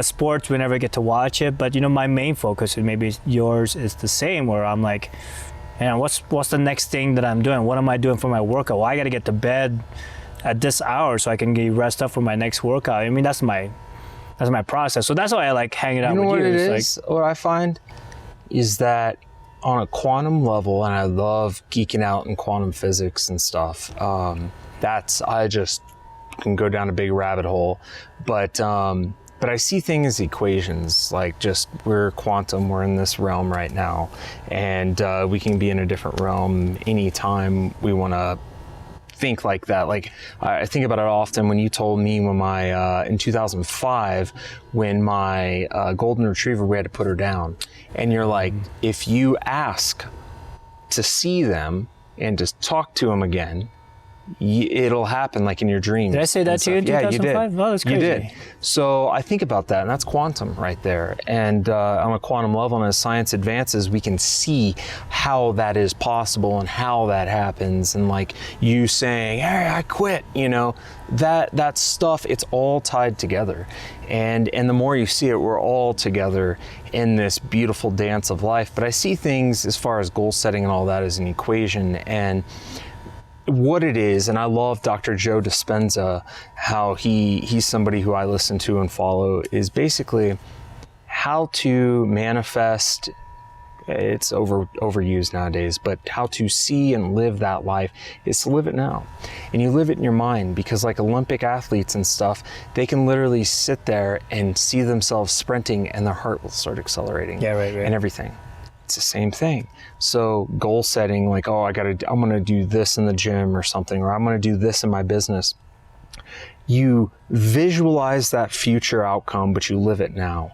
You feel it, you see it, and you almost kind of just forget what's around you here. You can even close your eyes. And like my famous saying of like when I used to talk to people even 10 years ago and they would ask, I had no idea what I was talking about, but I just, maybe I do know what I was talking about. You had an idea. Yeah, but let's pause what I was just saying and rewind back to 2000. I just moved here from Texas. My parents divorced. I was bullied because I am from Texas, and the Coloradans didn't like Texans. And even though I grew up part of my life in Colorado throughout my whole childhood. Yeah, well, it's just been crazy. But I died on Flint Ridge and came back to life. I was in a BMX bike wreck, laying on I was going 30, 35 on a BMX with a kid on my back pegs, 2 trumpets on the handlebars, and we're on the way to Russell Middle School. And in 2000, October 11th, the wind caught the front brake of the trumpet, because the handles, I literally took the handles of the cases and put them on the handlebars and put my hands over there, so you couldn't even like stop all the way. No way. And I was trying to slow down, and doing that, lost balance and we fell, but he was about 25, 30 yards past me, skid on his backpack, my buddy Tyrone Eichner. He had a cauliflower ear. I ended up with 3 layers, 73 stitches. I was wearing sunglasses, so the sunglasses dug in here, sliced my nose open. All this was hanging open. When they stitched me back up, part of my eyebrow was down here. No memory loss, no fractured skull, no internal bleeding. At that time, when I was laying in a puddle of blood, you know, I remember getting up and I was like, whoa, dude, you okay? I literally said that, like, dude, you okay? And I just like passed out. I got woken up, somebody was shaking me. It was the car next to us because we're in the bike lane, caught us. And he saw this whole thing happen. So he woke me up, hey man, what's your name? What's your number? All that, got in touch with my mom, gave him that information. I was out. And I remember being this bright white presence, like whatever I was in, it was bright white, like so bright, brighter than the sun, but it was so soothing. I keep my eyes open and it was so soothing and peaceful and euphoric. And I was around, this huddle was around me. I didn't see faces, but there was these beings, a huddle completely around me, shoulder to shoulder. There was completely surrounding me. And I heard this voice say, tell your mom and tell everyone the angels said everything's going to be okay. And I said, what? You know, I'm 12, you know, just turned 12 in August. This is 2 months later, just over 2 months later, 2 months, 4 days. And here I am. And I'm like, what? And I didn't care to go back to whatever reality I just came from because I was bullied, depressed. My life was completely upside down. Didn't care to live. And I was going through a lot of depression issues and psychological and mental health issues.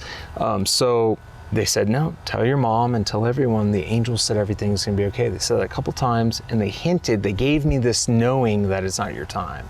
And I said, okay. So from that moment, my mom throughout life has reminded me of that moment to never forget. And what's crazy is when I woke up, my mom's over me crying.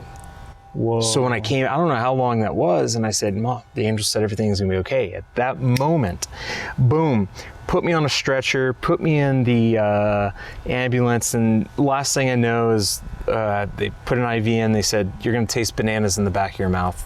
And the second I tasted bananas in the back of my mouth, I went out.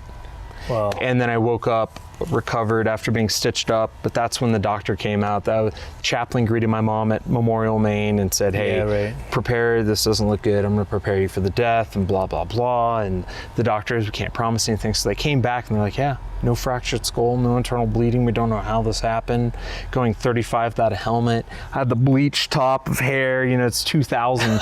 and my mom said, don't forget your helmet. And right as the garage was closing, I took it off and threw it back under. Because I wanted to look cool. You know, as BMX on my GT Performer with the mag wheels, you know, and I'm flying, you know, I was always a daredevil growing up, inline aggressive skating, BMXing, you know, just being a kid. But so fast forward it to this now, I always told people, and whether it's like growing up as a Christian or faith, everybody has their own faith, Buddhist, Hindu, whatever. You know, we're all part of this life. And I used to tell people, if you want to see where you're really going, close your eyes, because that's more real than what's around you here.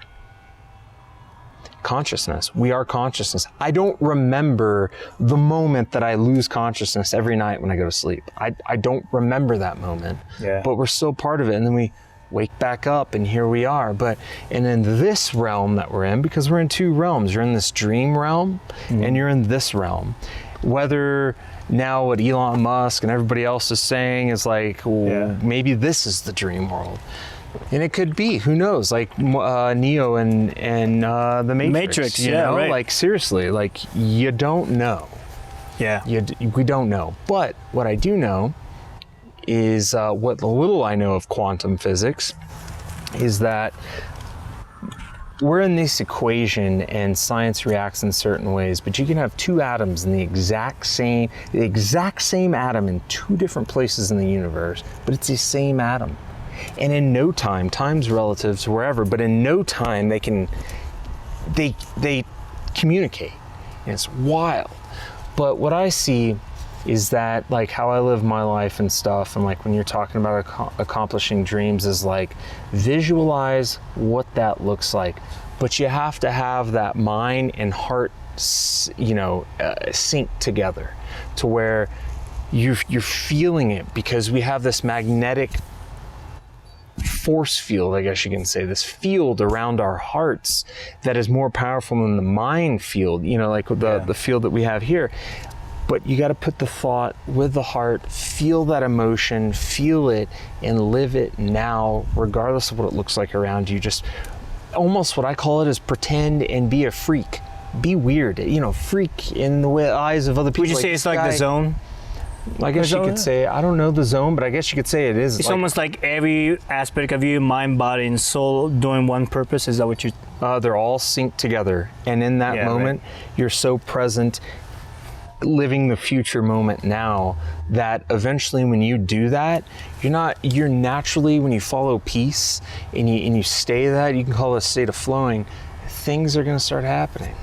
Kobe Bryant's gonna walk into your office. Paul Chek's gonna call you and want you to do this. Whole Foods is gonna say, we're gonna put you in 5 more regions because, you know, your bar's selling out. You know, just cool things start popping into your life that are serendipitous in a sense. And it doesn't matter, our minds are what tell us what suffering is. Who are we to know? We're not supposed to have a predetermined thought of that. It's you control your inner state of being, and when you control that inner state, the outer state's going to match that inner state. It's how you react to it, right? You know, how you react. One event could be a different thing for you, or it could be traumatizing to another person, like myself or somebody else. Right? It's just the way how you react. Is that what you? Yeah, exactly. How you react. I mean, I don't know about the whole Kobe Bryant thing, the death aspect, but as far as, you know, talking about accomplishing your goals, doing that, I guarantee you, even like athletes, they're seeing themselves do everything perfectly, but then they work to it. But it comes natural. That passion to keep practicing for hours a day doesn't feel like hours a day. It may feel like an hour. And they love it, and they're flowing, and they see it, they visualize it. And that's kind of what it is in life. And like, you just follow your heart and things happen. But it's stuff like that. I can't just talk about drama or Hollywood or bitching about a small amount of debt or this and that. It's like, no, I'm different because I know how short life can be and taken from me at any moment in time, especially with that experience. Yeah, sure. Anything. So I live life to the fullest, and that's where I came up with Vukoo. You know, I just wanted it to mean something. I trained for that show. I didn't do it because 3 weeks prior to the show, I got this bad stomach ache, and I ended up eating a bunch of saltine crackers and ginger ale, and it threw me off because completely out of the norm for my macros, and it just threw me off mentally. And that's fine. It was more of a self journey and transformation that I wanted to experience. But you know, at that time, I woke up best shape of my life. I was 203 pounds. I could bench 225 30 times, no problem. Right after the 30 times, I did 315 8 times, which I've never done before. So it was like this whole thing, but I was depressed. I was chasing the mirror. I was chasing what I thought. I'm going to get more attention. The girl's going to like me. I'm going to feel better about myself. And I realized waking up that wasn't the case, and I was living this other life of vanity because I wanted a certain outcome that was going to control other variables. Like, it wasn't love, it wasn't peace, it wasn't, it was the ego. Just put it that way. It was the ego wanting to achieve this thing that I was viewing it in a superficial way and not a spiritual way, which led me down to depression. And I knew when I created this bar to help me with the physical macro part of life, I knew there was going to be other people waking up just like me. So I wanted to create it and make it inspiring instead of just another bar on the market. So I came up, you know, I did leadership college in Australia. That's where I came up the passion and feeling like, wow, I'm going to be super successful in doing business. Like, I just felt that. I didn't know how I was going to do it, but I felt that. And I was like, man, I want that because it feels so good. It feels natural, but then you start to think, oh God, I don't know who am I to do that? I don't know how to do all this. But I just let that go, and I just stayed in the dream state. And so here I am, created this bar, and What does Vukoo stand for? Yeah, so that everyone kept asking me at the beginning. I'm like, I don't know. I made it up. It sounds so random. And at that time in Australia, I did my walkabout experience down there. I went to Hillsong International Leadership College, call it Bible school, whatever, but it was more of a leadership college, setting goals, being responsible, doing all this stuff in this positive environment where people would just walk up to you and say, dude, you're awesome. You know, God's going to do great things. You are going to accomplish so many cool things in life. And you're just like, who the hell is this guy? Yeah, right. But that felt good. And it's like, why not have that environment everywhere where everyone's speaking life into people? But I came up with this word that was Vukoo. I was praying to God. I was just speaking to my creator. I was just like, you know, I can't put any word that describes how awesome and powerful you feel. I'm just going to say Vukoo. Like I just made it up. And that was just this intimate word that was like a word that I can say that meant this. I can't put a I had this bar and I'm like, God, I would love to have that Vukoo as a root. And I'm like, gosh, like Vukoo, I don't want to use Vukoo because it's special for business. So what else could I say? And I'm like, how about, and I'm playing with it. I'm like, Vukoo, not to get confused with voodoo, but Vukoo. Yeah, right. And I'm like, man, that's cool because it sounds different. It doesn't blend in with power, health, you know, like, because at this stage I thought I was going to be in the shelf stable bars, going to compete against 200 other brands. Like, how am I going to stick out?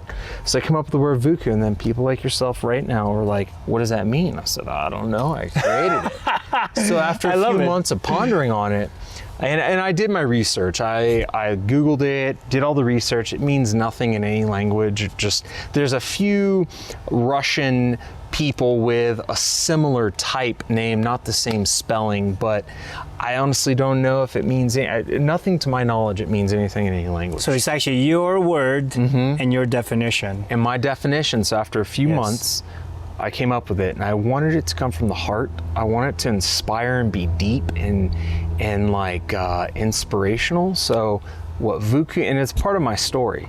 You know, this death experience, being bullied, going through mental health issues, you know, being in the health and fitness, dealing with vanity, everything. And I'm like, God, what am I missing? And here it is, quantum level now, because it grows, as Vukoo means, what I created to mean, Vukoo, for you to recognize and act upon your greatness and potential from within. Nice. So just like anything you do in life, whether it's a drug addict or someone wanting to change, first you got to recognize the issue, but it's not just enough to recognize it. Yeah. You got to apply action. And what's going to give you that? Something on the external? No, it's everything from within. And you have all this potential energy within you. Like very few, they call it the 1%ers or these professional athletes. They chose to unleash that potential, and they chose what environment they're going to surround themselves in, whether it's Michael Jordan posters and videos, and for hours they just watch that and build up that, and then they practice and they just keep in the dream state as they're practicing. They get better and better and better and better. But it's that potential you have in you, but you got to recognize and then act on that and unleash it. And that's what it solidifies what you're thinking. It's what people say. It's like, I like Yanni, the composer. You know what I'm talking about? I love Enya and Yanni. You know, yeah. The same kind of. Yeah. He had this live on Acropolis CD that I have. I listen to it almost every day. But is that A Man's Dream? Is that the track on there? It's one of those. Yeah. It's one of those. Yeah. Where I think it was his last song on that live event on the CD, where he says, like, if you think about every little thing, every accomplishment that we as humans have accomplished, it started off with a single thought. Yep. And with that thought, they accomplish whatever. But to your point, which I totally agree, you can have all the thoughts you want, but you have to act upon it to kind of help manifest it into a tangible thing, right? Whether it's an actual product thing that you could hold on to, or just a lifestyle, whatever it is. Thought, you act on it. That's the only way really you stay on track, you know. it eventually leads to your happiness, because if it's your desires, right? You want to try different ones too, especially we just said bodybuilding. Because I love bodybuilding when I was a kid, especially being small in my life, right? That was part of my depression, where I was like, not as bullied as a lot of people, you know, but it was just, you know, I was a small guy, and you know, I don't know if minority had to do anything with it. I just don't think about it much anymore. This time around, in my age, is that I did it. I loved it. I freaking hate it now. There's no way. After my last show, so I did a show in 1991, took second place as a teenager, Colorado drug-free championship. 92, I did the Colorado State, which is bigger. I took fourth place. I looked like crap. Then I did another one in 97 where I took second place. I think the best shape of my life. And then after years later, I did one in 2011.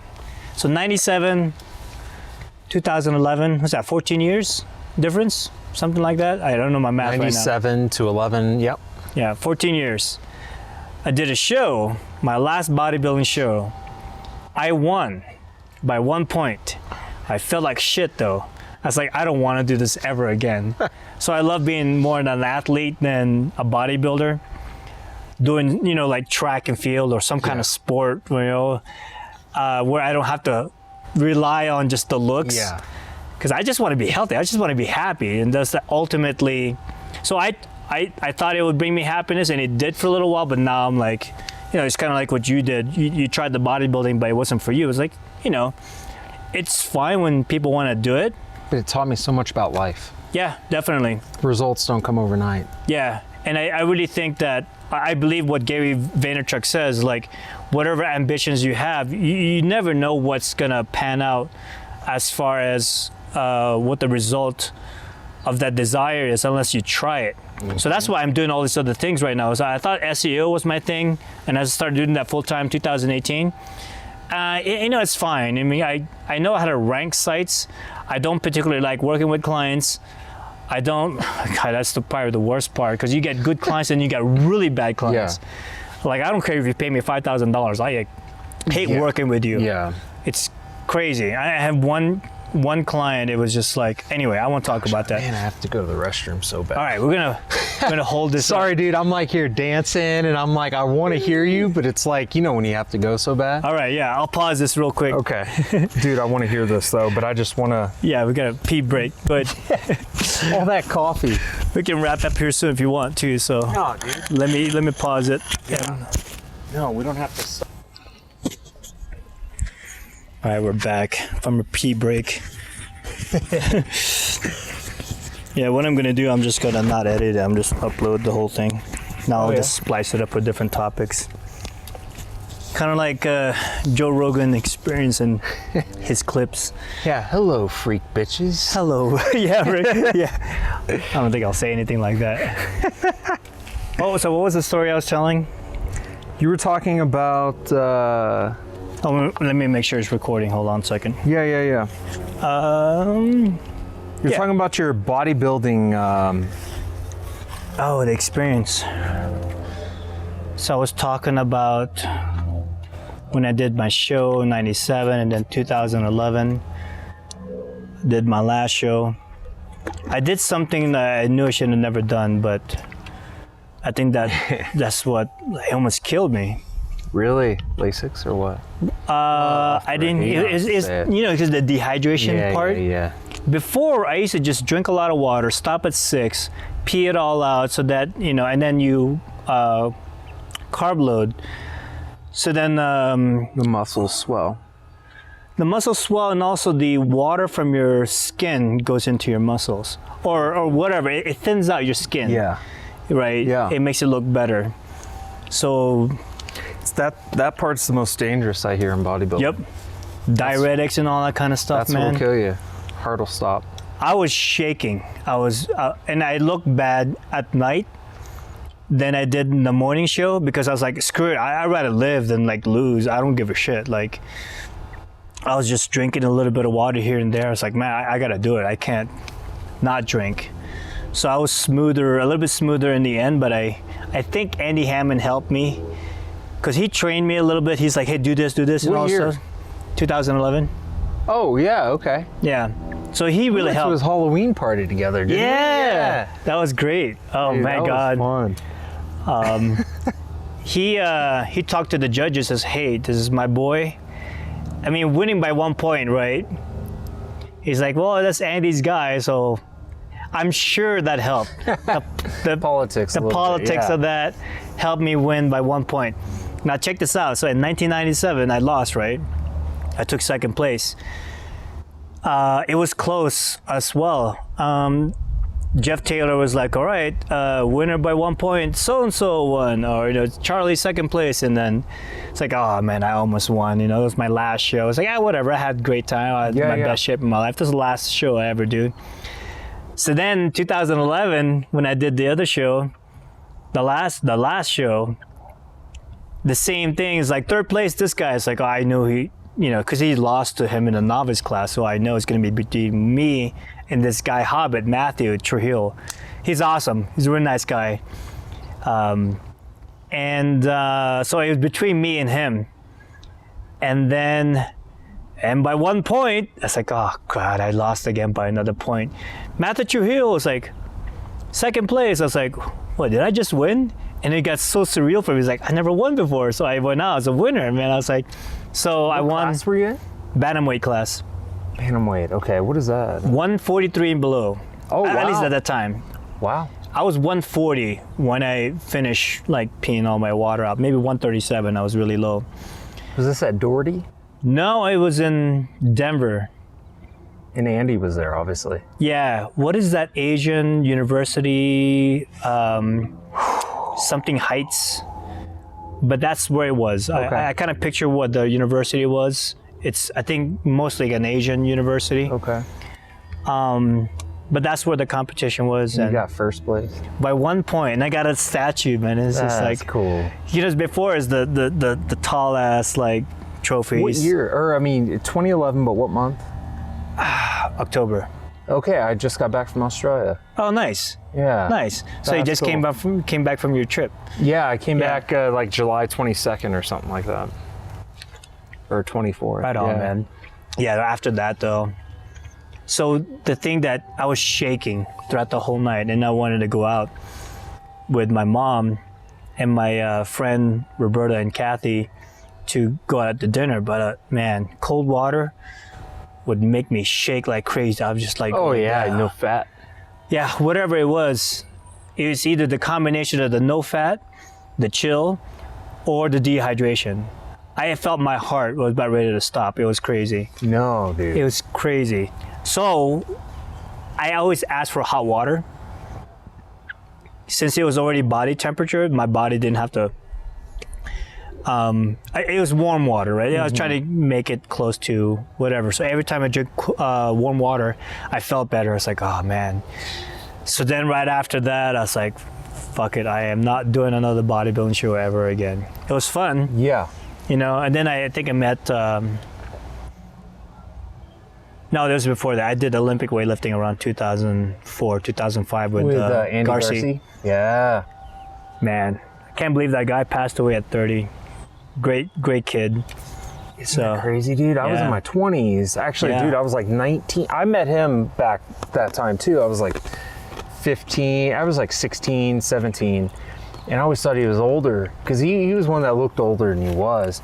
But yeah, dude, I'm 31. I'll be 32 next month. What? No way. Yeah. Really? It's crazy, dude. No way. Yeah, no, it's crazy. I always think I'm thinking you guys are still in your 20s, like 25, 26. There's no way you're 31. Thanks, dude. I mean, my hairline's changed. I guess these aren't bad because I laugh and smile too much that I'm starting to get these, but at least that's my excuse, right? You look great, man. But yeah, dude, he was 30, huh? Yeah. Strong as hell, dude. Yeah. Aneurysm, I think. Was it an aneurysm? He was found In a computer. by a computer, head back. Pizza, right here. Then he also had a beard. What I heard, I thought he took the and I don't know, I can't confirm it. It's Yeah. just the rumor from what I heard. he was taking an antidepressant and he was drinking beer. So I don't know if the antidepressant and the alcohol made his heart rate. I don't know what antidepressant does that, but usually antidepressants don't. I'm not a doctor, but I've been on antidepressants a long time since my parents divorced, you know. Yeah, right. And I quit for a while, and I got back onto some, and but I've never heard alcohol And antidepressants will do that too. It's more of like a benzo or like, you know, like I don't know what lorazepam, benzo is. Xanax. Oh, okay. Stuff like that, okay. Anti-anxiety. If you do that, it'll slow your breathing and you'll just die and not know. Oh, gotcha. And you'll get tired.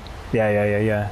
That could have been it. Like, I don't That is just tragic. He was a good he coach. was working at Villa at that time too. I was at Villa. He worked me hard, man. I mean, we had some disagreements, but he was a good kid. You, Luke, and Stephanie. Oh God, she's lifting great. She's still lifting? She's in the top 3 in her weight class. Because sometimes she would win her class, sometimes she would take 3rd place. She's phenomenal. Where's she at? I don't know where they moved to, her and her husband. I think, God, I can't even think, Texas or something like that. Okay. But yeah, she does competitions still. Wow. I don't know if she went to the Pan Am Games. Okay. She might have qualified for that when she took 1st place in one of the American Open competitions. I forgot which one it is, but she's up there. And Luke, man. Luke is a strong dude. You guys would do like bucket 8s, he would call them. Andy would have him, they call it ass to grass or butt to heel.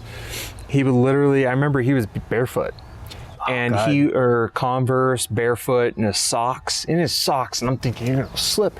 405, dude. 495 to 405. Up and back up. Bucket 10s, bucket 8s. It's 8 sets of 8 sets, or 10 sets of 10. Holy literally. Cow. He was a strong dude. I'm just like, how do you do that? But he taught me like 32s on Skull Crushers or something. I don't know, dude. Yeah. We worked out a lot. I mean, he was a genetic freak, man. Yeah. When he was skinny and he never worked out, he had a 8-pack. I was like, he's a genetic freak. Yeah. So when he touched the weight, or even looked at the weight, he's like, brah. He's like, got really big. Dude, I wonder how he's doing. I think he's married now. He may be married. I follow him a little bit on Facebook, but yeah, man. I mean, that's kind of like me back then. Like, dude, I haven't touched weight in so long, but and I'm actually going tomorrow. You know, Zane Fit, but you know, Jeff. Where's that? Jeff, longer, kind of blonde hair, about 6'3", 6'2". He's pro. Oh, I think I know what you're talking about. Shredded. I'm thinking about Les. Never mind. Here, right here. Les Brown? No, just kidding. Yeah. Love Les Brown. No, not that motivational speaker. No. But Les is, I attribute his stuff to. He was just like Andy. Like he was a champion a wrestler, I think. Wasn't he? Who? Les? Les Brown? No, not Les Brown. Not the. This one. You know, Zane. I don't know if I ever met him. Oh, okay. Never mind. Okay, You've seen him. He's like seen him in the huge, gym. and this was at Armbrust, but you've seen him. Yes. Yeah. Okay. Yeah, so I'm gonna grab a workout with him tomorrow. Nice. First workout in a long time, and just see. You got a business to run, man. That's a lot of stuff to. See, that's the thing, dude. I got mono right after this, so I got sick then, and then I got hit with mono a year later, right when I met Priscilla. Worst feeling of my life. Tonsillitis, throat was swollen, I could hardly breathe, and I was exhausted. I tried to go to the gym, say bench, or even, I remember back rows, just the T-bar rows. I get through 2 sets, one exercise, like the first exercise, 2 sets, you're done. Exhausted, and I go to sleep for a week. Holy cow. So I think mentally it still did something to me, but now I'm at that point to where it's like I've been out of it. So now I'm like lethargic after workout. I'm like, you know, because when I work out, I can't just, oh yeah, I'm gonna work out. No, like I'm in it again. It's my meditation time, but then I give it my all, and then afterwards I'm just like zoned and just. I changed my philosophy on that since I've been learning a few things here and there from Carlo and the periodization book. Okay. I was picking up a few nice gems from his forum and also from the book as well. So I don't go 100% on all my lifts and all my sprinting. So I kind of take value to the conditioning and also the consistency. I think that's how I broke my 75-second record. Wow. God, I didn't even finish that story. So this year I did a 70.47 second 400. Wow. And I took 1 month to get ready for it. But I specifically trained for 400 though. Wow. And so in along the lines of what I'm saying right now, what I did was I was doing tempo runnings where you're not going 100%, maybe like 70, 75%, 65, somewhere around there. It's kind of an easy pace, but you're not going so slow where you're just jogging on a sprint, right? Yeah. So I was doing 100 meter tempo runs. My best 100 is like 13.98, maybe 14 seconds on average. So I decided, well, I think I can break my 400 meter sprint if I pace myself at this certain time. So 75 seconds. When I did that, I always watch where I was at every 100 meters, right? 16 seconds, 34 seconds, whatever the time was, 55 seconds, and then I got 75 seconds. If I pace myself at 18.25 or 18 seconds, I can do this much time or whatever, right? 74 seconds, I can beat it. I could do tempo runs for 100 meters for like 15 seconds, 17 seconds at the slowest. Yeah. So I was training 100 meters, rest for a minute, 100 meters, 100 meters, 1 minute rest. Then I did 200, 1 minute rest, 200, 300. When I got to the 300, I was beating my split time. Before it was 55 seconds, it was 51 seconds. So, okay, I should be able to hit like 73, 74. Yeah. Because that last 100 is going to kill me, right? So then 2 weeks ago, I was like, I'm going to max out, see how fast I can go. 14 seconds when I first hit. 34 seconds when I hit, I was much slower on that 200 split. 52 seconds when I got to 300. It's like slower than last week, but then I finished off strong. And I felt it. It's like, oh man, I might beat my all-time best at 70 seconds. I might get 69 something. I look down, it's like 70 seconds, 0.47. It's like, oh, it's close. But I still beat my previous time, 4.5 seconds, just from 1 month of training. Wow. So I took value on the preparation, get my lactic acid training in for that long distance, because once you get to that certain point, past 100 or 150 meters, the lactic acid starts to build up. And I wasn't going as fast. I wasn't going 100%, like a lot of the, I guess, American type of mentality to go hard all the time. And then when I maxed out that 100, I was prepared for it. My joints were ready, my muscles were ready, I was relaxed. Yeah. My face was so relaxed, even though I was like tired. I was just like, and that's how I think that's why I'm losing weight, because one, I'm eating a lot, feeding the activity that I'm doing, like I have to work 8 hours or 6 hours and standing up all day at the restaurant, and then I can go do my sprint. I have enough glycogen inside me to work out. And didn't go hard all the time, and when I max out, it's such a great result. So that preparation really helps. Yeah. And there's this thing that they talked about. I think Pavlov, the kettlebell guy. You know what I'm talking about? The guy who brought kettlebell to the United States. I forgot his last name, and maybe that's his last name is Pavlov. He had a talk in Joe Rogan where there's this thing that Americans do that really hurts the average kind of recreational athlete, or everyday people who want to stay in shape, is the mentality of one more rep. It actually ruins your training more than it does. I guess it overtrains you more than it does help you. You want to be able to set, what is the word I'm trying to say? You shouldn't try to drain yourself every time you work out. Squirrel. Sorry, I lost track. Squirrel. And if you try to max out 100, 105% all the time, you're going to exceed the amount of stability that your body can handle over a period of time, especially if you do like a 3 or 4 day Higher a risk week. of injury too. Exactly. And so I took that and it's like, well, let me try it, and it helped me out. So now I'm doing something different. I'm doing I did a total of 400 meters each workout last month. This month I increased my volume. I'm doing 800 meters. Wow.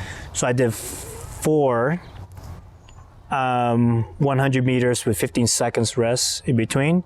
Rest for about 7 to 10 minutes, and then did the How second long does workout. this workout take you typically when you From go out there? I started around 8 o'clock, and I finished around 9:30. Wow, you Like spent an hour and a half out there. Yeah, and it's about 30, 40 minutes of warm up. Wow. Okay, maybe I'll be up for that one day. I was actually just thinking this morning, I need to start doing sprints again. Because I used to go over to Jenkins and run hill sprints. And then I was doing 100 meter sprints. Yeah. And my trainer at that time was Michael Lacert, which still, he's in Kansas City. He created Hitch Fit. Oh, yeah. And great guy. And I did his program back 11 years ago in 2009. And I was doing 15 100-yard sprints, and basically I gauged it at 100 yards because he would say sprint for 20 seconds and at a time. And so for me, actually I don't think that was like 20 seconds. 20 seconds seems like a long time. It's law. I don't think it was 20 You can seconds. jog 20 seconds. Yeah, no, I think it was 100. Anyways, I gauged this for the amount of time that I needed. You only rest 10 seconds. And Oh, then that's go crazy. again. It was crazy because I would have a heart rate monitor. I was super nerded out, I'd get everything. And so I do 15. Dude, I burned 198 calories in 4.5 minutes. That's crazy. 4.5 minutes. Because what I would do is I would sprint, rest 10 seconds, sprint, rest 10 seconds, and I would do 15.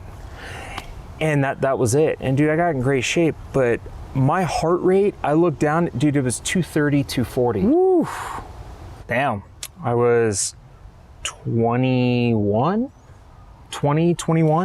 I remember looking at, I was working at Villa Sport at the time at the front desk, and there was a cardiologist who would work out there, and I would ask him, I'm like, hey, my heart rate should be 220 minus my age. That means 200 max. Yeah. And my heart rate monitor is telling me 230, 240 sometimes.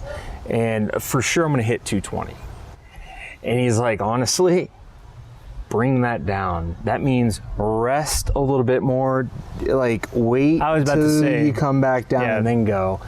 And, but I was ignorant at that time. I didn't know. Yeah, when you're young, you think you're invisible. You just do whatever. Right? But I was Like, always like, let me take care of myself, because I'm thinking, and then I would look at Paul Check, because you got me into him back in the day, and Yeah, he right. was this 50-year-old that's shredded, but not only that, can move and feel good. Yeah, and right. That's my goal. I don't Yeah, want to right. be bulky and then, oh, look at my pictures back in my, no, I want to be like, feel good when I'm old. athletic, agile.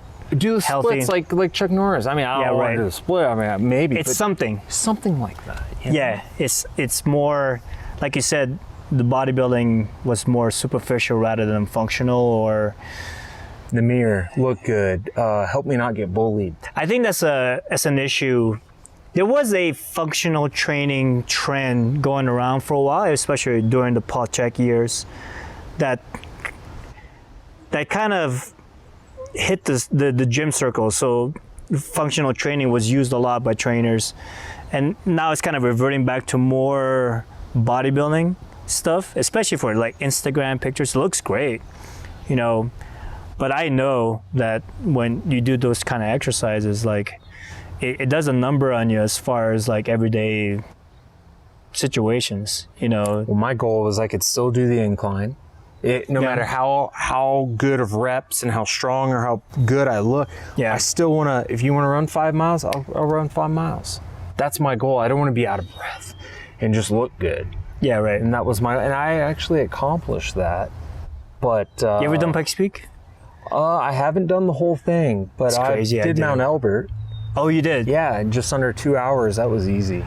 You At just that start time. off. I was like 18, 19. I heard that Pikes Peak is one of the worst 14ers because you actually start lower than most of the 14ers.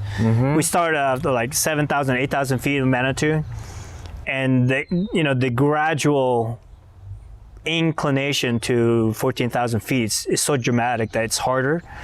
But in the other 14ers, what I've heard, you start off maybe at Oh, Mount Elbert, dude. 9, you're 10. already. Yeah, I mean, you're at Twin Lakes and you just go up and you start at like some watt, and you go. I mean, it's just below like tree this. line or something like that. Just below tree line. Yeah. I guess you could say that. Yeah, I think it's like 10,000, something like that, 11,000 I feet. don't know the vertical gain. I know it was definitely tough, but I was always just determined, and I was in shape at that time, So when I did the incline, I was on keto, and that was the worst thing ever.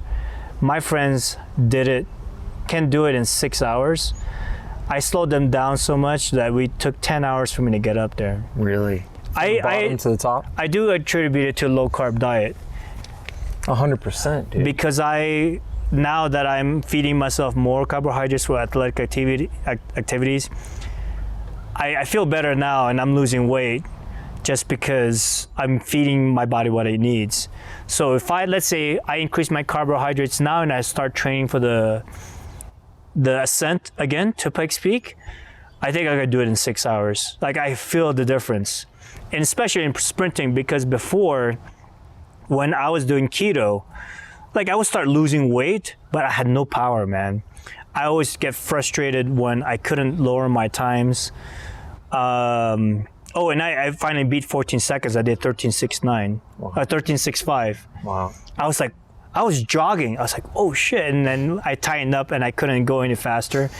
I was so relaxed because I had enough energy and I beat my 14-second time. Wow. I think this time around, when after I do these 400s and I train back to a 100, I think I could beat 13.65. I might hit 13 seconds because when I did 70 seconds last month, my 100 split was 14.16 and I was relaxed.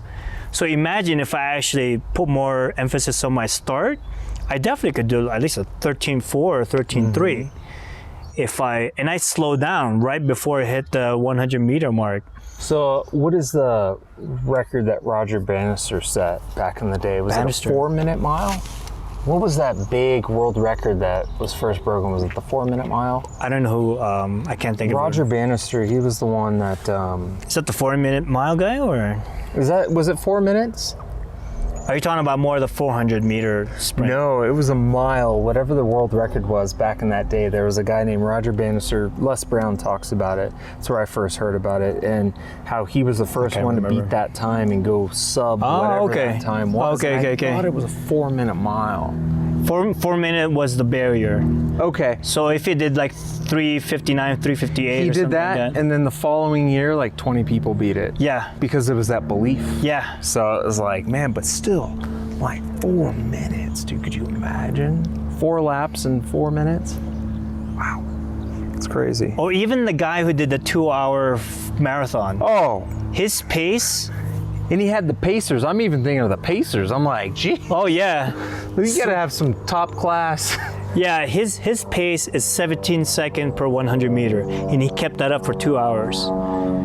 So I'm having a hard time getting that pace for just 400 meters. I was like, there's no way. It's like, how many miles? What is is it 26 miles or some shit like that? 26. That's over 100 laps. I don't know. I forgot what the record is. Like a minute and 59 second world record or something like that. He broke the 2 hour. What was that? 124 He's laps? basically sprinting for like 2 hours. I have to look this up. So, gosh, that's incredible. I'm always shocked with like Usain Bolt's world records because nobody has been even close since he retired. You know, we could always speculate if he used PEDs or not. But PEDs or not, he's still up there because these guys could take all the drugs. Well, it's just like a bodybuilder too. You talk to them, it's like, Yeah, right. Ronnie Coleman and all them. Yeah, they took stuff. Oh, yeah. But genetics plays a role, but then also hard work and consistency. Hell yes. Dorian Yates talked about that, how hard he worked, man. Oh, dude, God. I remember how hard. Dude, I was working out 3 times a day Yeah. for 9 months straight, 7 days a week. That's crazy. Yeah, I may take 1 day off, but what that meant was I'd still work out twice a day. And, and with that, I would wake up, go 45 minutes of cardio, steady state, Liz, Yeah. low intensity steady state. Then I'd do a workout midday, do 45 more minutes, and then before bed, 45 minutes. I do that 6 times a week. On my rest day, I would just do cardio, and that was in the morning and night, 45 minutes. That's crazy. I did my last show. I did 2 times a day with I went down to actually a 45-minute cardio because Andy told me that's enough for you to get the benefit from it. If you do more, it starts to eat up too much of your muscles. Mm-hmm. So I was doing like an hour and a half. I was like doing in the morning at night, and then he's like, no, it's too much. Just work on your diet more. And when you build your muscle with the lifting, you want to burn enough fat with the cardio to where it's not, you know. So I only stuck to, after he told me that, I just did 45 minutes. If I had maybe 6 more weeks, I would have been as shredded or maybe even better than I did in 97. It only took 10 weeks to get ready for that last show. That was too short. Yeah. I was like 160, 563, somewhere around there before I started. And then I got down to like 143, and then after peeing everything out the next day, I was like 140, 130. I can't remember. It was much lower. I was happy to eat carbs though, because before it was just Infedra and then no carbs. Oh yeah, Infedra, dude, back in the day. God, that had a negative effect. After the show in Boulder, my family was with me, right? And we drove back here. I think it was right before, it was in March. It was like spring break. Mm-hmm. I was eating so much and I had the worst withdrawal because I stopped that night, that whole weekend. I was shaking. And you became addicted to Ephedra. Yeah. Wow. And I was eating so much, the food was, I could feel it's right here, and I'm hungry still. I was like, I don't know if the food's literally here, but it felt that way. Yeah. I don't think the food's here because it had to go down to your, you know, you'd die if it stayed up in your esophagus or whatever that area of your body is, but you know what I mean. Mm-hmm. The Infedra really messed me up, man, and it took a while to get over that. And then Muscle Mag at the time had the supplement company that had the Lamborghini contest in the 90s. And was it Muscle Mag? I think it was Muscle Mag.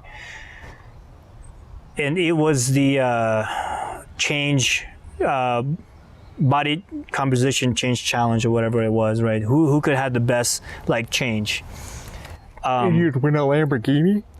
Yeah, some dude won a Lamborghini of that. You're kidding. He was giving away a Lamborghini for that. Wow, that had to be the Diablo back in the day. Lamborghini Diablo? Yeah, it was a Diablo. I'm trying to think of the supplement company. It was in a blue packet. It wasn't any companies. It's not Muscle Tech. No. I don't think it's in business anymore. I think it's. Let me unplug my battery real quick. I don't want it to fry my phone. We can see the time lapse on the. Nice. Okay.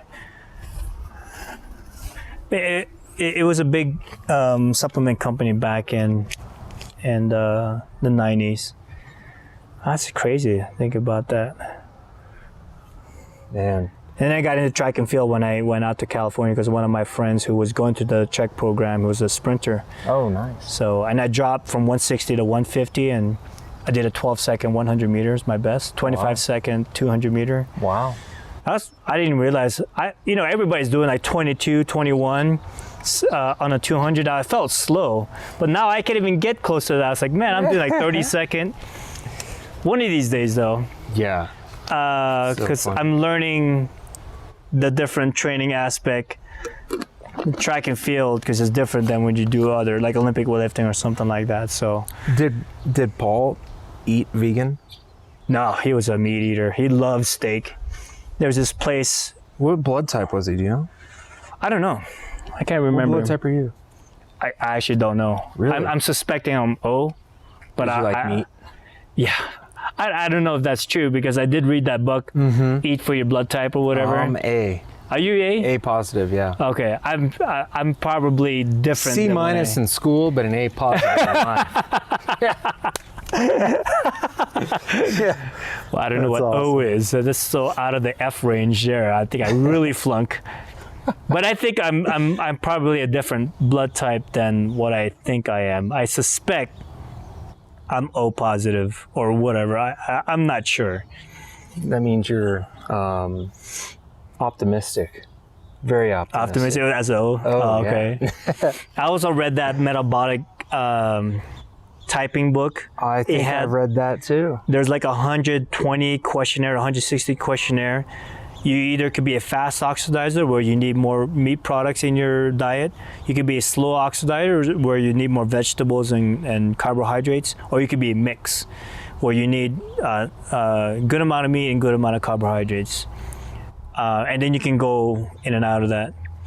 This recent book that I just got talked about dry fasting. I saw a video on it on Suspicious Observer. Talked about how you can actually do a better regenerative process with fasting if you do dry. I was like, Dry fasting, what is that? so you're not drinking water. Oh, okay. You're fasting for nutrients and also food. So when there's no liquid or food in your body, your DNA would actually repair faster or something like that. When is this? Or for how long?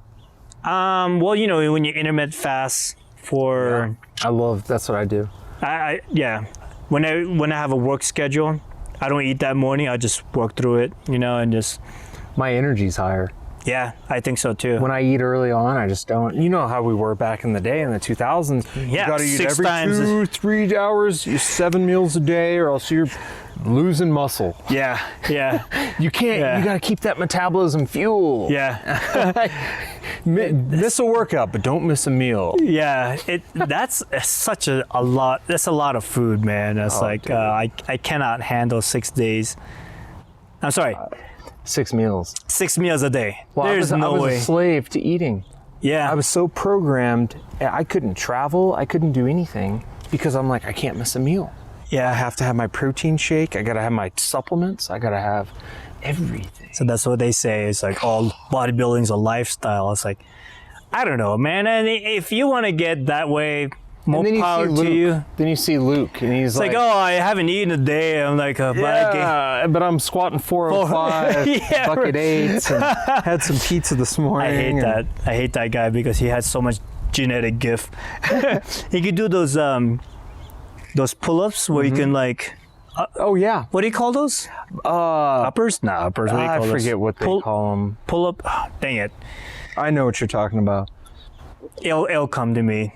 It's like I can't remember a name. Steven Seagal. Yeah, so you just bring it up here. Oh, and he act would just you're like getting out of a pool. it's like a kick up. You go up like that, and he's just like only one motion. It's like, dude, that I can't even. I hardly could do a pull up. You know, it's like. But he could just like muscle up. I think it's just called muscle up. Muscle up, okay. Is it a muscle up? I don't know. Dude, it has been so long. I purposely had to fast from the gym and for the reason of like just functionality. It's like, I felt like I was somewhat proportionate, but like you were talking about with the knee, it's like, is my glute under or whatever, like underdeveloped? Because in the mirror you could look good, but then when you do a squat or you try to be symmetrical, you're not. I think it's more. My calves weren't growing. Yeah, I think you just have to worry about those imbalances in your body when you feel somewhat off. Like, once you start doing more functional stuff, you see the difference when you do isolation bodybuilding exercises than functional because your nervous system gets programmed.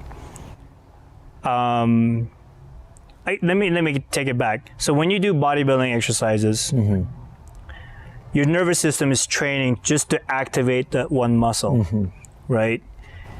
Legs, abs, everything is disconnected. When you're doing everyday stuff, functional stuff, the general programming of your nervous system, you're doing all the different primal movement patterns all in one time. So your programming is to work together all the time, right? Yeah. And when you do isolation exercises, it does screw you up when you're doing. That's why you see a bunch of big guys trying to be athletic. Some of them, like the football players, they're so genetically gifted, no matter how much training you do for bodybuilding, they're still gifted in athletic abilities. But if you take somebody who is less gifted, training in bodybuilding, and you try to let them compete in football or something like that, they don't do so well. Because you train them as a bodybuilder to work each muscle individually, not work as a full body. Now, if they can do combination, they can do all the work they do with football that's related for blocking, passing, running, and all this other stuff.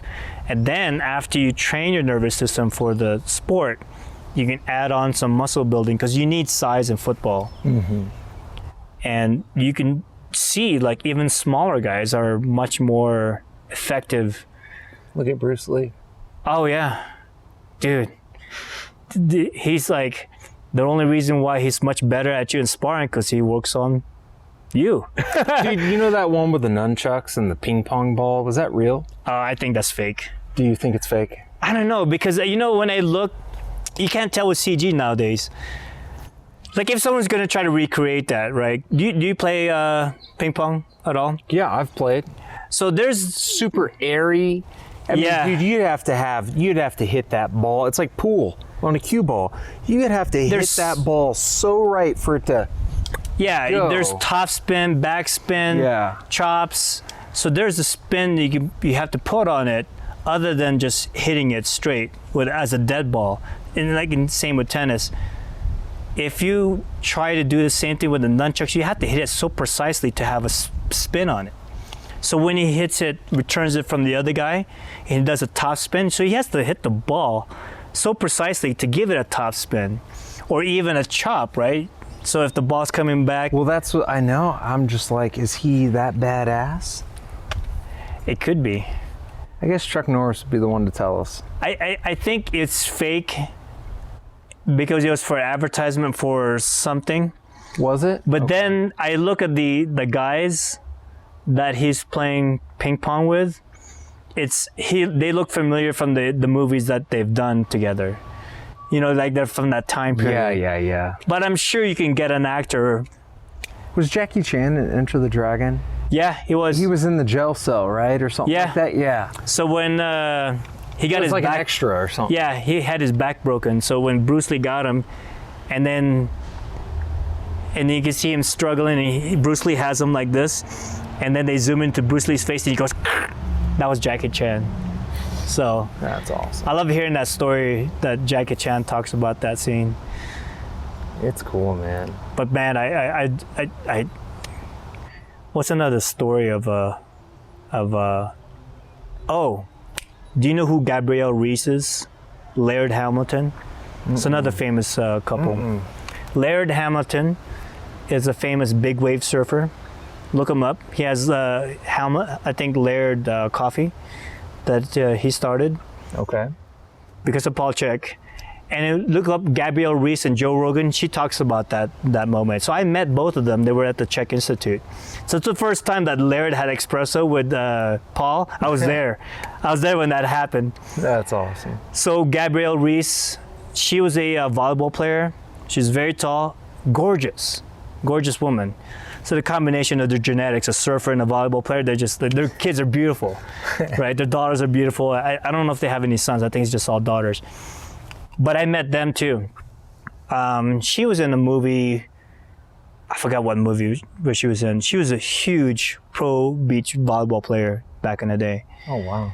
And Laird, I remember watching him in Endless Summer 2. It's a surfing movie.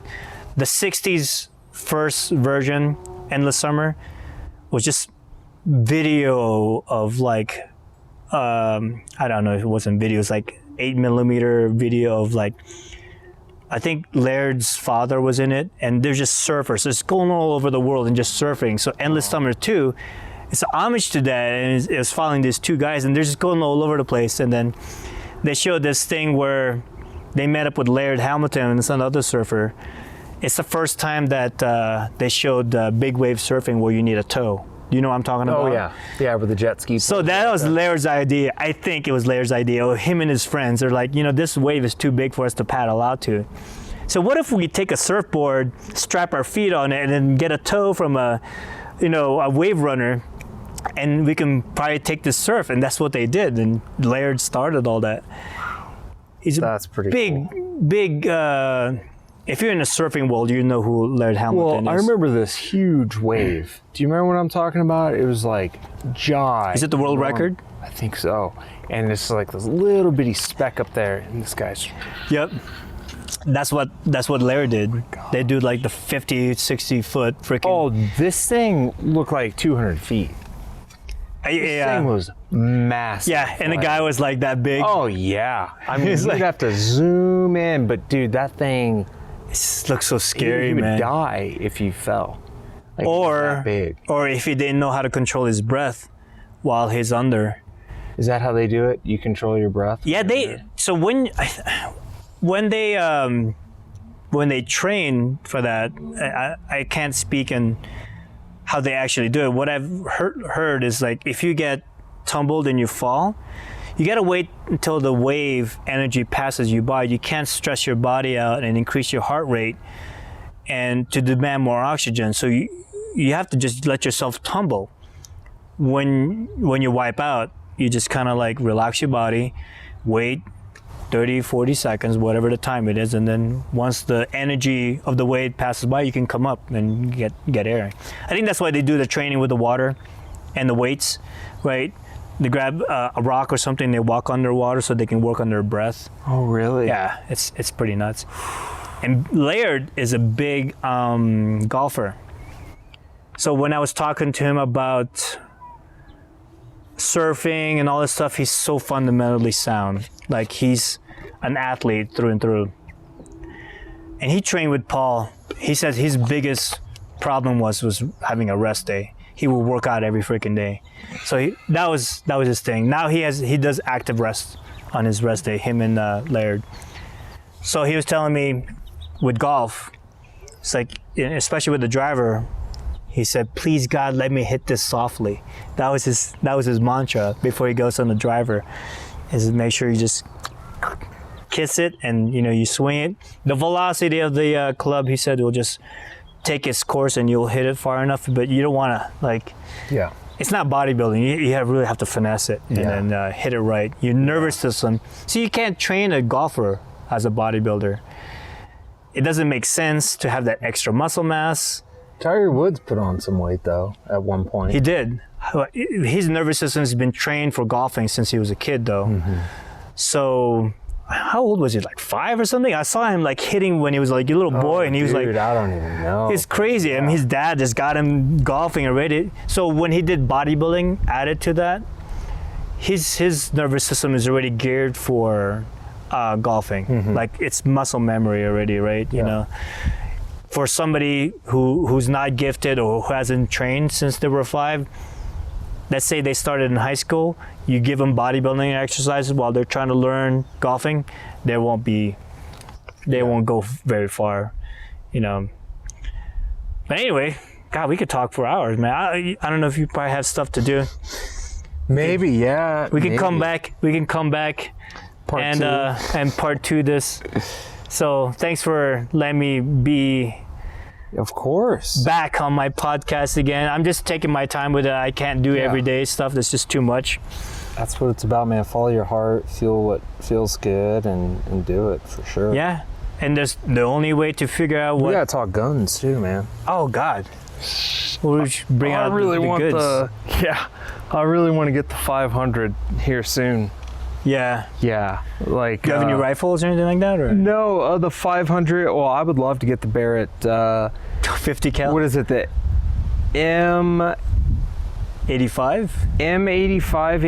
A1 or A2? I think it's like the same military rifle that I don't know. It's badass though. I've seen that. It's like 10 grand, 12 grand for that rifle. I think so. That would be sweet. But right now, just the 500 Smith & Wesson revolver, 5-round. Dude, that's a monster. Oh yeah, 4-inch barrel, but it's from the Performance Center, and I guess it's a little bit heavier. It's like 56 ounces. Oh wow. So it's pretty heavy, but it has that takedown power just in case I need that. And there's no restraint on what you carry for personal protection, is it? For concealment? As far as the size of caliber, no. Because if you had to defend yourself versus a 9, you put a couple holes, you're still going to kill somebody, versus a 500 will split them in half. The 9 has the speed, so it's like 1,200 feet per second on average. This has the 45 2,000 feet per second. Yeah, that's you'll knock down an elephant with that. A 500. The 45 has more kinetic energy because it's a heavier bullet, 230 grains or whatever size. Even if a hollow point at 980 feet per second or whatever the average is, the kinetic energy will actually knock a person down. And the 40, one of my cop friends said he tried putting out a deer with it and it would not do the job, so he never carried a 40. A 40? A 40 Smith & Wesson, yeah. Did he go for the head? Yeah, I mean, so the deer was hit and it was still alive. He needs to put it out of his This wasn't misery. right by Flex, was it? Because I remember that time. No, I watched the cop. Do you remember that too? Did he pop it? Pulled his car up next to it, opened the door. Yeah. It's a different guy. This was in Manitou where he was stationed at. So is this Jarrett? Yeah. Yeah. I don't know where that kid is now. I don't know either, dude, but I remember just shredded. Yeah, so he had a 40. Okay. And he was telling me he's never going to carry a 45 HK? He might have that one. He might have Jeep. He might have changed it after this incident because the 40 is supposed to be the middle ground between the 9mm speed and the 45. So it's like 40 is supposed to be like, that's the debate, right? And so a lot of people like the 40. But when he had a headshot on the deer, just coughed it out. It's like, wouldn't kill it. I mean, and then I think finally his buddy took out his 9 or 45, and I think the 9 you have to put more bullets through.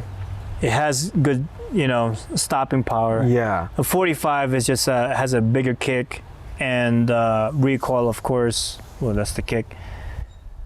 And then if you have it on target, it will knock, the kinetic energy will knock a person down. There was a story on the military during the Filipino and American War. So it's 1899 to 1902, something like that. They call it the Marines call it the Philippine Insurgency. They had 38 revolvers back then. And some of these insurgents coming out after Americans, they take their 38 and they put a whole entire cylinder into them, and it would hardly knock them down. They would just keep coming. They're like, pat, pat, pat, pat, pat, pat, pat. Clear out the whole cylinder and find that maybe that 6.1 will knock them down, but they're still coming at you. Wow. So they finally switched to the 1911 with the 45 caliber and issued that because that has more power. What do you think about the Magnum Research Desert Eagle? Oh, the 50 cal? Handheld. I haven't shot that. You haven't? Yeah, I'd rather be... That and the 500 are pretty similar right here. What do you need a big caliber for? You like it big, huh? Well, I have, yeah. I have an XDS, a Springfield XDS. Yeah. We have a 9 and a 45. Yeah. Priscilla carries the 9, I carry the 45. And, but it's only like 5+1 round in the chamber, so 6. Oh, because you got a is like 7+1. Subcompact? Yeah, it's the XDS, dude. It's literally. Oh, the S. That's right. It's a small one. I have the XD. Okay, yeah, it's 0.91 inches wide. So super, super small. It's the smallest 45 I think on the market. It's more narrow than the Shield. Oh yeah. But yeah, man. I mean, when I'm camping and I'm backpacking, not The just 45 ain't gonna do anything. Yeah. the grizzly or something comes on you, it's like no. He'd be And like, then- it's like, what and is I got that? bear spray. See, I don't want to kill anything. It's part about going vegan. It's like when I went vegan, and I'm still plant-based because of health reasons right now, but it's like I couldn't kill anything anymore. I don't enjoy hunting. I don't enjoy doing any of that anymore. And I think maybe now because of life and how I view life, and it's like I don't like death anymore right now. But No, yeah, I hear you. you know, man. but if I had to defend, you know, that's one thing. So yeah, I just think a 500, dude. Like, I think that will do it. it's just because it's like I want to have the best chance to use one bullet, get it down. Crack the skull. Yeah, well, this thing, dude, 500, it will blow. Like, dude, a watermelon, you shoot it, It disappears. it disappears, dude. So that's what I'm saying. Like, if I you don't know have if I ever shot a 500 before, man. That sounds so big. Yeah, it came out in 2003, and but this one just recently came out. It's the one picture I showed you, and it's it's the performance center version. So they made it a little bit heavier Yeah. and that, but over 2,000 feet per second. It's like 2,070 feet per second, depending on your grain. But that sucker, dude. you What got is the 5 average? What's the typical grain for a 500? Do you know? like 230 to 300. Oh, okay. Something like that. You can That's a lot of find. power, man. But I mean, the bullets like this. Oh yeah, right. And you put it in there. I mean, it's double a 44 Magnum Yeah, right. strength. And but that's what I'm saying. If you carry that concealed, you pull that out and you use it. I mean, you're gonna have half a body here and the other half here. You know what I'm saying? So it's like, I don't know. If you can conceal AK, I think it's still legal. Can you conceal an AK? You can open carry it, depending. You can't do it in Denver, but it's too big. You can't conceal carry an It's like Coeur AK-47. d'Alene in Idaho. You see the militia come out with their AKs and everything, and it's Oh yeah, when it's like, hey, Antifa. But your don't- buddy in Loman. Yeah, That's so funny. Yeah, when are you going out there next? I wish I can go every fall, man, because I love chopping wood. Oh, you go out there and So- chop wood? He has I think a splitter now, but he has to go out with a chainsaw and cut it. I like doing the manual. I have like a wood splitter here. Yeah. If you saw the wood there, that's from No, my it's the neighbor's hydraulic house. one? Yeah, I have one that's a handheld Harbor Freight. Okay. So if you have something a minimum of 13 inches to about 18, you could put the log. I had a log that this big, Wow. and I think it was bigger than what it was supposed to could take. And I set it on this thing, and the hydraulics. One is faster, so it will actually like move faster. But the other one, once you connect with the wood, the other one is slower, so you can actually torque it a lot easier and start cracking it. But once you crack it, you can do both and like Yeah. go twice as fast.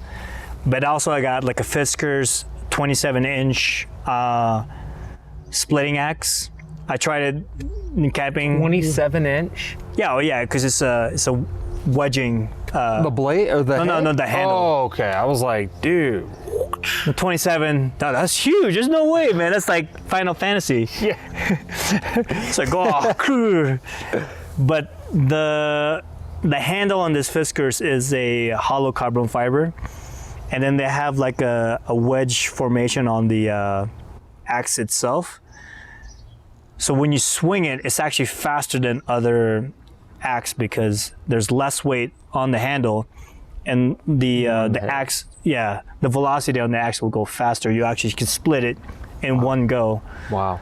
I'm gonna get the smaller one though because And that's what you do out there. yeah, you just cut wood. That's awesome. Like dude. 4 cords of wood when you go out to Idaho or minimum household. Is he way back in there or is he right off the road? Oh, there's this small community. Yeah. Super small. You So know the you've hot been there. springs there? Oh yeah, Yeah. yeah. Dude, I drive past there every time because Chalice is past Stanley. Have you been to Stanley? The I think Sawtooth so. Mountains? I think yes. I think we've been there before. I think he left me there for the bears. Look, he left you there. Yeah, because he was like, it was 3 of us. and one guy went downstream. This was a sawtooth. Oh yeah, Just that's awesome. jagged. This is in one morning. We got the yoga pose. We're Nice. doing the Vukoo shoot. Nice. That's awesome. Yeah. You should dye your hair blonde. Or No, is it- that's just a talent that they hire. Oh, okay. It's my buddy. He lives in Boise. I was like, but that look at doesn't look like Priscilla. Those mountains of red tips. Oh yeah. So that's gonna be on the drone footage for the commercial. But yeah, dude, it's beautiful out there. But I pass Loman All the time. every time, and I love it. It's right before you get to the pass. They get free water, man. What do you mean free water? I'll tell you. Go ahead.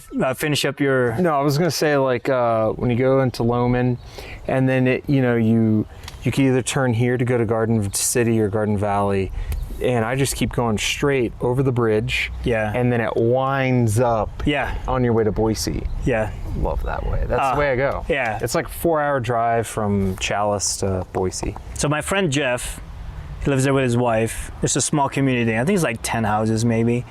When his father, who used to work for NASA, and he also worked on the X-15 prototype, or the spy plane. Okay. It is the predecessor to the SR-71 and all that stuff. So if you look up the X-15, the black one. Yeah, It's it was like it's also one after that. Yeah, I think they had the U2 plane. I think there's different variations. So X1 was the first one that Chuck Yeager broke the sound barrier, and then there's different variations, and then you had the X-15. I can't remember the progressions, but His dad worked on his dad worked on that, so he was with NASA. Decided he got sick and tired of this. They moved to Idaho.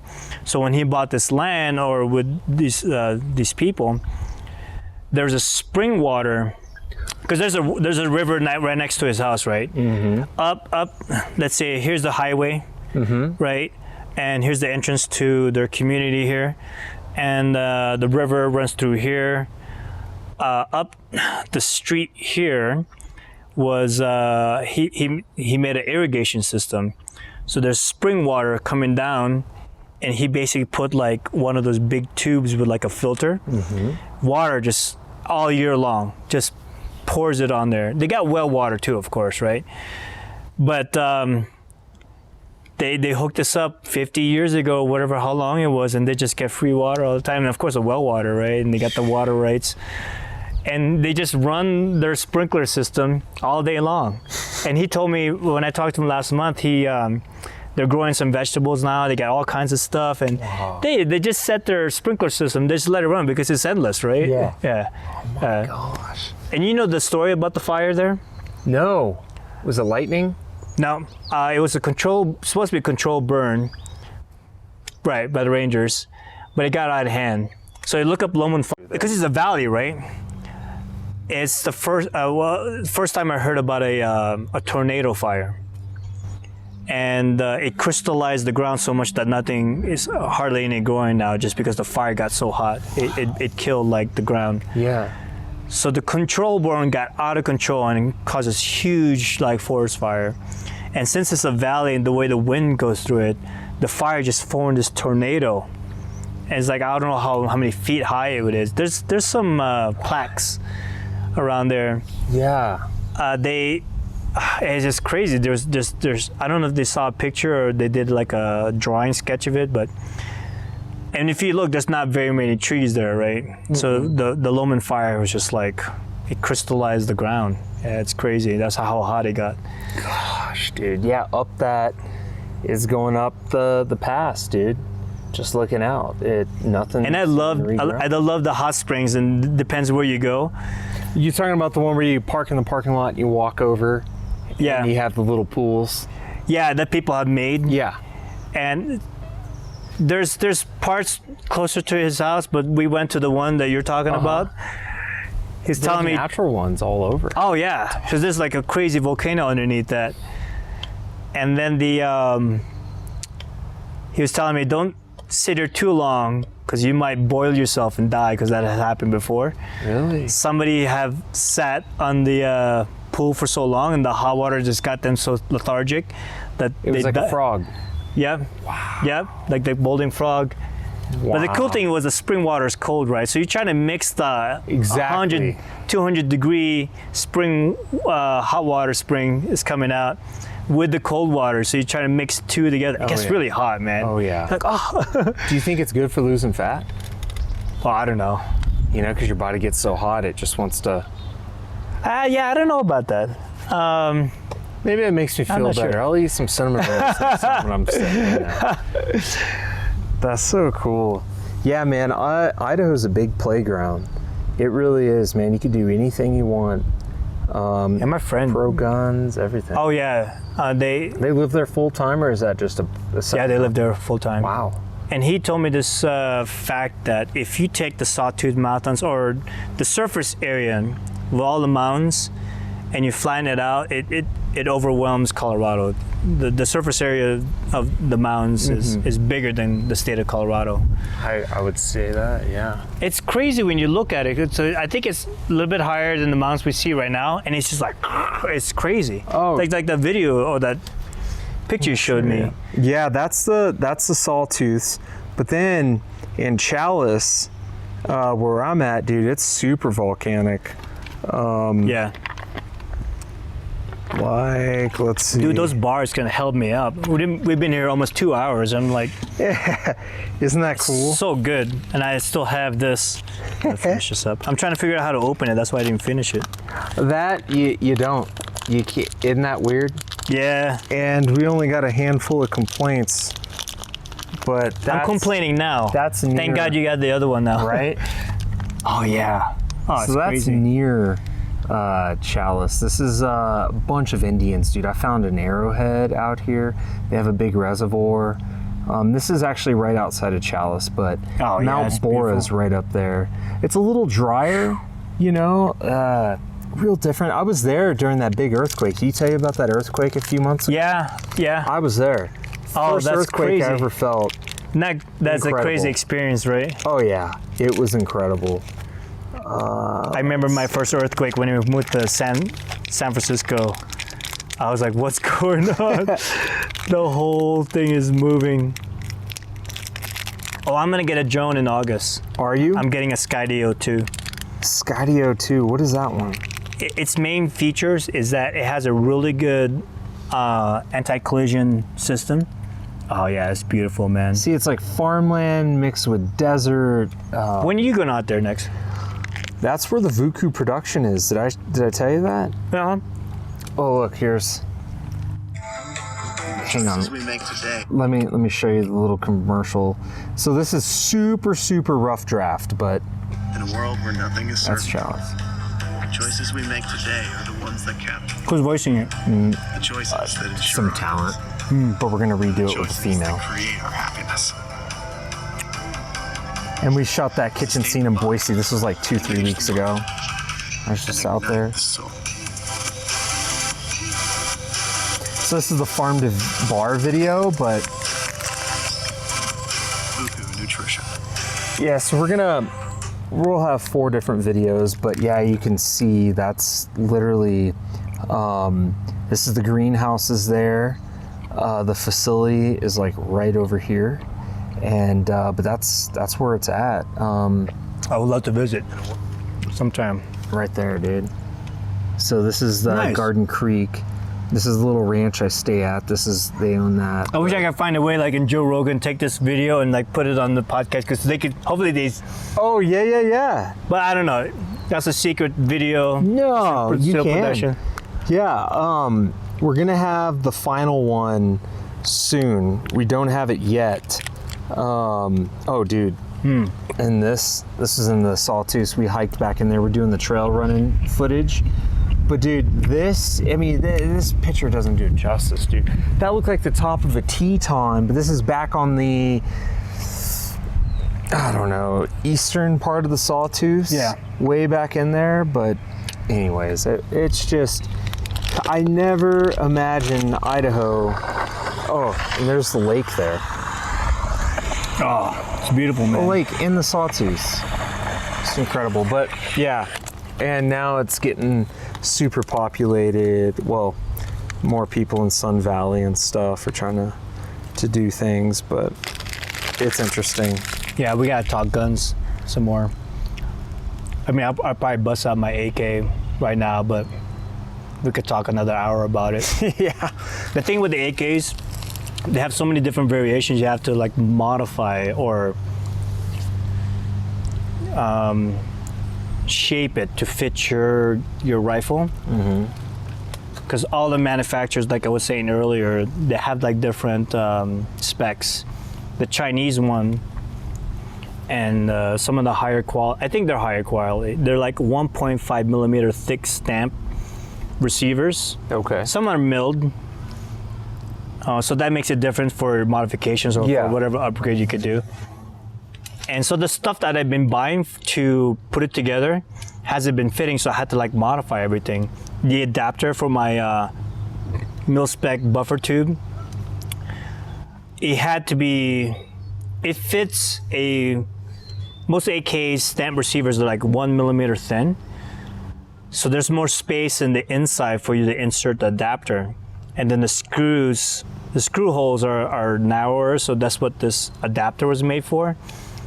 I had to take a digital caliper and figure out what width I needed to make my adapter to fit it in there. It took me forever, man. I had a metal file and like, I'm taking out the paint already and I was like, crap.